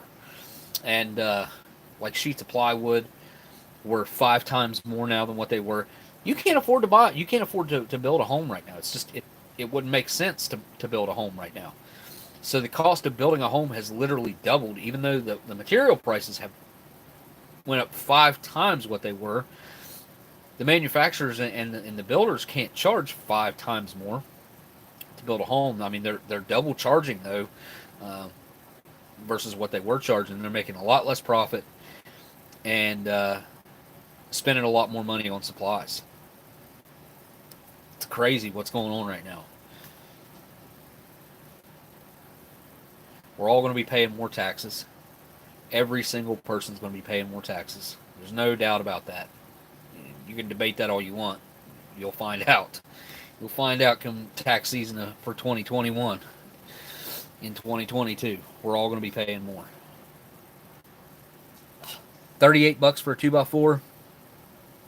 I'll just live in the dugout if I need to build a house. Yeah, I hear you, man. It's I don't see an end in sight either.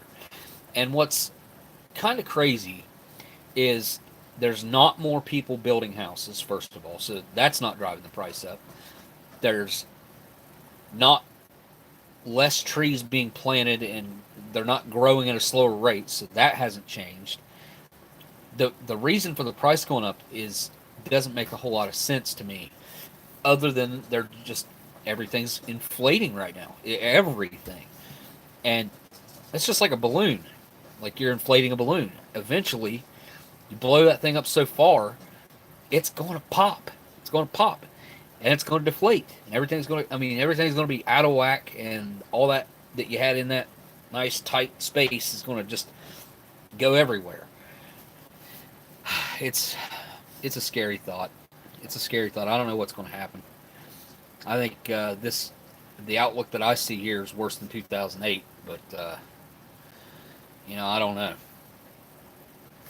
I'm not a financial advisor, or I don't have any education in it. I'm just paying attention to what's happening. So that brings me back to the reason I brought it up at all, is because of the used car market right now being so out of whack. It's so crazy right now. Dealers are way overpaying. So used car dealers are way overpaying. There's no new car stock out there because of this computer chip problem that they all have. Like GMs, Fords, Dodges, U.S. based, even foreign vehicles. There's something wrong with those computer chips. I haven't looked into what that exact thing is, but if you drive, like I drove around was it? I guess it was about 2 weeks ago. Whenever I couldn't get formula for the cat, I had to drive to a town that I typically would not go to when there's a lot of car lots there. And I was like, I want to cruise over here and see what, and there was like new car lots. And I was going to see what they got over here. There was used car lots there too. And on a lot that they probably should have had, I'm going to say 200 cars, I'll bet you they had 50. I bet you they had 50 cars. They were all parked diagonally like this. Instead of being, straight and side by side like this, they were parked like this. And there was only one row out by the road. And the whole center, where there would have been cars parked, nothing there. Nothing there. They had like some trucks. There was a few Jeep things, Renegades, and, just different Jeeps. They had those. What else was there? Not much, man. Not much at all. That was at the Dodge dealer. The Chevy dealer, there were some trucks. There was a couple, Traverses and stuff like that. But, again, nothing there. So it's really crazy. And I watched a couple videos. This one guy, I can't remember the name of his channel, but he is very open about what he does, and he's open about what's going on right now. And he takes a camera when he goes to the dealer auction, and was showing the prices that things were selling for. There was an SRT8 Challenger that came up. It was a 6-speed car, had 120,000 miles on it. It was a 3-owner with 120,000 miles. It was in decent shape. I mean, wasn't perfect, but it was pretty good. That should have been at the dealer auction for him. He should have paid like 13,000 for that car, 14,000. That car ended up selling for 18,500, almost $19,000, which is really about all an informed customer would pay for that car. Like it was retail. The dealers are paying retail. They're going to make $500 on a car or something, if that. They can't jack their prices way up because nobody will buy it. So, but they are jacking their prices up. The prices are up about, I would say, 20% right now. Anywhere between 10 and 20%. But the dealers are paying a lot more, so they're making a lot less money. The used car dealers that are trying to keep inventory on their lot. And whenever this craziness, stops, or this bubble bursts, they're going to be stuck with a bunch of overpriced vehicles that are going to be hard. It'd be hard to sell whenever this bubble pops. So I don't know. I don't know what to do. The car that I had picked out, the one that I was going to get, the one that I had made, it's real. I'm in. I wouldn't call myself indecisive. I'd call myself very picky when it comes to this. But I had made up my mind. This was the one that I wanted. It was a good deal. I was going to get this car for what the market is right now, for like $4,500, under what market value is, and had every single option that I wanted. It was a 6-speed car. It had the leather and Alcantara mix seats. It had the super track pack with the 8.3-inch touchscreen and the track apps and all that. So it had everything I wanted. It was a good color. It was in good shape. I didn't like the wheels, but that's easy enough to change. And I was calling to set it up on a Monday, and it sold like 2 hours before I called the guy. So, and that car had been sitting there and had been listed on Car Gurus for 96 days.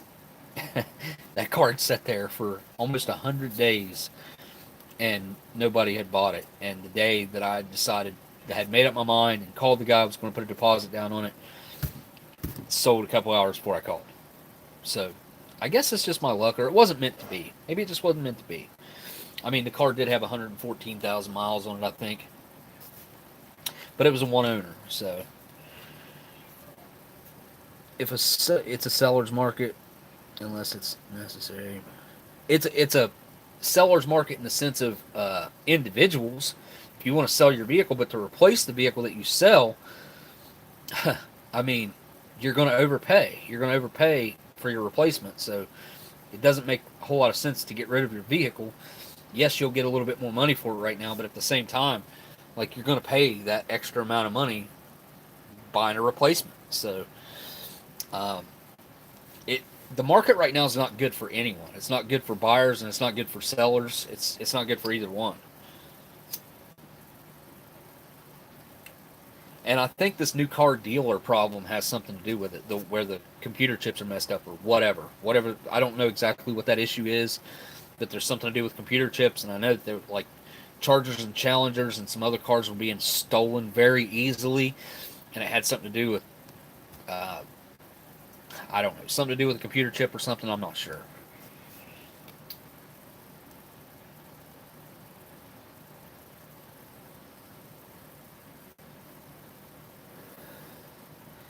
Wait, what? Carson, you taking off? I'm all trying to be there early next Saturday. See y'all soon. Well, thanks for stopping by, Carson, man. I hope you're doing all right over there in Germany. Lando, that's what I've been doing. Been loading up on food, especially non-perishables. Yeah, it's going to be interesting to see what happens. I guess. I guess we all kind of knew. Well, not all of us. I guess some of us kind of knew that this could happen, that this might happen, with the big changes that happened. And I typically don't talk about stuff like this, but I do want to mention this one thing. And it's something, like I said, it's something I typically wouldn't talk about, and I haven't done a ton of research on this, but I do know that they're pushing for Washington, D.C. to be a state, which is absolutely stupid. It's it's in all kinds of old documents where Washington, D.C. is supposed to be a neutral area. It was set up that way in the beginning so that it could be non-biased, and business for the United States could be conducted in an area that wasn't dictated by the state rules. And if they make Washington D.C. a state, I mean, it's going to negate all that it was set up for. It's the whole reason it exists. You know, they had to get land off of, what was it, Delaware or Maryland or something like that, or Virginia. I'm not sure who they got the land from, but to make it happen in the first place. Look at these guys. Yeah, I'm firmly against their whole spiel on trying to make Washington D.C. a state. That it does not need to happen. It doesn't matter what if you're red or blue or what. It doesn't matter. You should know that Washington D.C. it's not supposed to be a state, and it's in plenty of literature why the reason that it's not a state and shouldn't be a state. Ah, that's so good. Their mom's hollering for them right now. Yeah, it's your mommy. You want to go to her? You was sleeping good, wasn't you? Huh? You heard your mom? Or did you hear me slurping this coffee?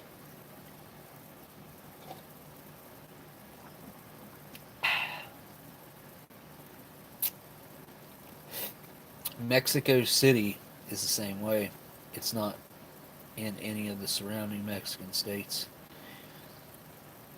Its official name in English is Mexico Federal District. Huh. Okay, so it's like they're Washington, D.C. Interesting. Yeah, I didn't know that. But it makes sense. It makes sense. The reasoning behind it, to me, makes total sense. And the reason that they're pushing for it to be a state is so that they can gain power, basically permanent power in legislature, whatever. I don't get into all that, and I'm not going to. But it's something that should never happen. Just like packing the courts.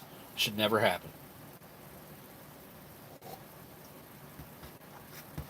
Both of those things right there, I typically wouldn't say anything about or talk about, but I feel like they're both something that's kind of important. Saw a website selling a box of 525 22 rounds for $125. Wow. How much would that be? Basically 25 cents a round, right? Let's see, it would be times 4 for $1.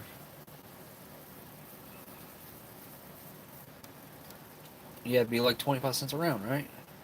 Something like that. Yeah, that's crazy, dude.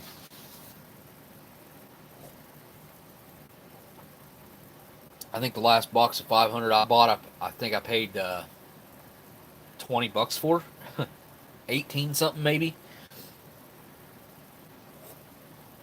For just regular old crap 22 ammo. You got to see the runs at the local ammo is worth more than silver at this point. I don't know about that, but it's probably fairly close. Not if you factor in the entire weight of that piece of ammo, whatever it may be, a 9mm or whatever. Because you're going to think, like, let's say a 9mm round that's, I don't know how many grains, whatever. Your brass, you're looking at that thing weighing probably, I don't know, what's it weigh? Probably an ounce, close to it. I mean, an ounce of silver is still $20. So we're not quite at those levels yet. That would put each round at costing like $18 to $20. It's not. That's not the case, but it is definitely gotten ridiculous. So silver's at 28 an ounce. Okay, I figured 28, anywhere between 28 to 30. I don't see any problem silver going up to $50 an ounce and staying there. I think silver is a precious metal that's been undervalued for a long time. It did get up to $50 an ounce at one point, but back in the 80s. But I've always thought that silver was undervalued for what it is and its usefulness and everything that you can use silver for, versus the price of what gold typically is. Gold much more pure though, and it doesn't tarnish and things like that. So when it comes to jewelry, like I wouldn't wear silver. I know a lot of people do, but I just wouldn't. K-Man. Oh, you know what? Man, I hate to do this at the end of the live stream, and I'll try to remember to do it at the beginning of the next live stream. But a lot of people don't understand, or maybe don't even know, that if it wasn't for K-Man and MREinfo.com that fell in the chat right now, if it wasn't for what he done and has done over the years and maintained the website MREinfo.com, if it wasn't for him, we wouldn't be here right now, most likely. Like, I'm going to say a 99.9% chance that this wouldn't be happening. I wouldn't be here talking to you guys doing what I'm doing right now. You guys wouldn't have the interest you have right now. Steve would have never happened. Steve would have never started his YouTube channel and done what he done without MREinfo.com. The Ration Museum probably would never exist. I mean, a lot of these things, there would still be some people into collecting rations. Don't get me wrong. But I would say probably 1 out of 100 that are into it would be into it without MREinfo.com doing what it's done over the years. Even people that are into it right now that have never heard of MREinfo.com are into it because of MREinfo.com, and they don't even know it. So, anybody who's into it because of Steve, they're into it because MREinfo.com exists. Anybody who is into it because of me or anybody else, it's because MREinfo.com exists. It just, G Schultz and Gundog, and like even MRE Jap back in the day, like used to be on. And what was that chick's name? I can't remember her name that used to do it back when MRE Jap did it. But anyways, if it wasn't for it just probably never would have happened. Never would have happened. So, it's kind of interesting to think that it's all cascaded into this. And huge thanks to K-Man for yikes. Yeah, there's a bug on you, baby. It's a beetle. Yeah, here. Let me get that. There we go. Oh, now he's flying, doing his thing. Oh, come on. Now, you're going to end up getting killed by a cat. I'm going to take you outside. Here, don't kill it. If I can find it, I'm going to take it outside, so it doesn't have to die. I don't know what happened to it. Huh. Anyway, Emmy made in Japan. You're too kind, Smokey, but it's everyone here in the community that makes the magic happen. Good night, all. Yeah, I mean, yes, I get that, like, the community now, but like it wouldn't exist if you had created MREinfo.com and stuck with it and kept the moderation up and kept the website up. Because MREinfo.com got shut down back in the day too. K-Man could tell the story better, but it seems to me like it got infiltrated with like some bots and stuff like that. This was a long time ago. I'm talking like 2003, and it got shut down for a while. He shut it down because it was just it turned into a mess, and then he did rebuild it and just redone MREinfo.com and made it into what it is today. And it's been around since 2005, right? I think 2005, or did it come back in 2003? I can't remember. I know it started in like 2000 or 01, and then there was a brief shutdown period, and then it came back after you had the issues. So, but yeah, huge thanks to K-Man for doing what he's done and keeping things up and running, because him and Ollie, dude, Ollie's a big one. Housel on there. If it wasn't like he's a huge part of what MREinfo.com is, keeping everything moderated and keeping the website fresh and keeping the information correct and in order. Him and K-Man, and I know there's some other moderators too. But seriously, it's a big deal. It really is. It's a huge deal. So again, you guys got to go if you haven't went over to Sticky Fingers channel, go over there, check out Sticky Fingers channel. You got to do that. It's here in the chat right now. Very easy to find, Sticky Fingers 745. But all right, guys. I think that I've covered every. Oh, hey, wait, there's that beetle.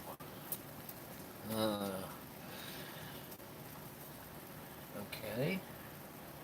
Buddy, I'm going to take you outside, okay? Yeah, you're stuck. Here. Oh, nope, you're going to get smashed. Get up out of there. Oh, no. Climb up out of there, dummy. Hang on, guys.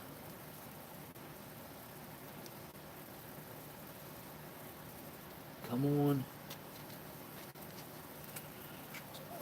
Wow. I have to stand here and hold this or it's going to get smashed in between two pieces of my board.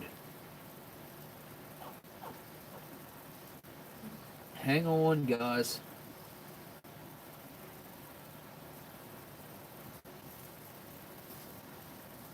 Come on, climb up out of there.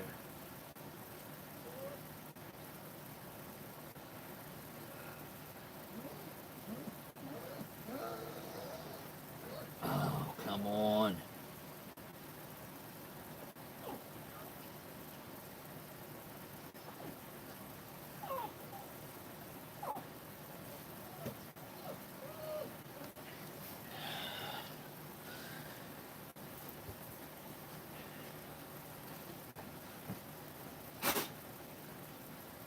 You want out? Come on. Sebastian, come on.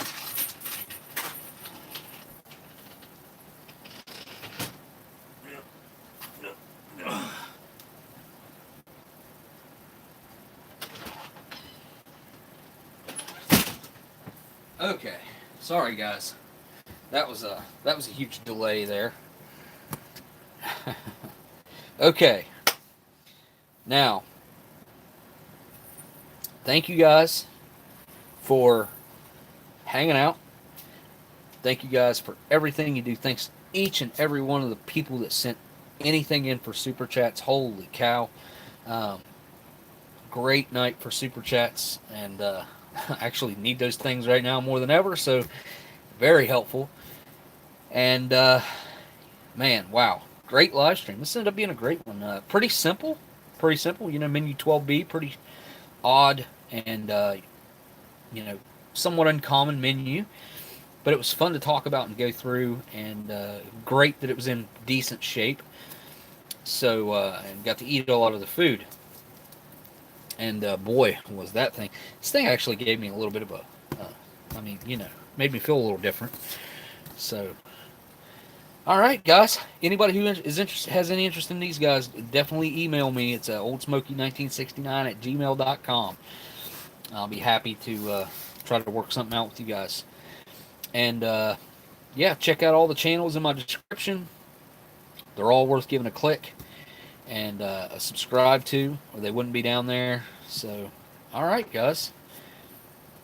Huge thanks to my patrons. Thank you guys for sticking around over there. I really, really, really appreciate that. I'm trying to make some purchases with Patreon money right now. Some stuff for the channel that I've wanted for a long time. I'm trying to get a K ration that I've wanted for a long time to do a proper World War II American food review. And hopefully I can get that done and make it happen. But alright, guys. Oh, hey, HT just came in with a late super chat and didn't write anything. So, HT, thanks for that late, super duper late super chat. Wow, you didn't have to do that, but thank you so much. Appreciate that. And I saw that, I know I've already said most of my outro there. I saw LA Beast posted a couple videos over there. He did world record, looked like walking on Legos. I haven't watched it yet, and he also very cool. He drank an old blue Pepsi versus a new blue Pepsi, so that's cool. Some vintage food, digging it. Maybe, doubt it, but maybe he might get into another ration because I sent him some along for him to do something with if he wants to. No pressure there. I didn't say, oh man, you should use this for content. It's just open to a possibility for him to use. So hopefully, maybe he'll take some inspiration from it. It'd be awesome if he did. But if he doesn't, he doesn't. It's not a big deal. Thanks, Smokey. Cool live stream as always. Well, thank you, Sticky Fingers, man. Thank you for hanging out and talking to everybody in the chat. I know I can't keep up the chat like I would like to. I think one of these days I'm just going to do a live stream where I just sit down with the camera turned around and I just focus on the chat. Maybe eat something, but like mainly focus on the chat and that's it. That could be fun. I mean, I've never done that. So, all right, guys. I guess now really all I got left to do is say thank you guys for watching and hanging out for so long. And I'll see y'all on the next live stream. Later.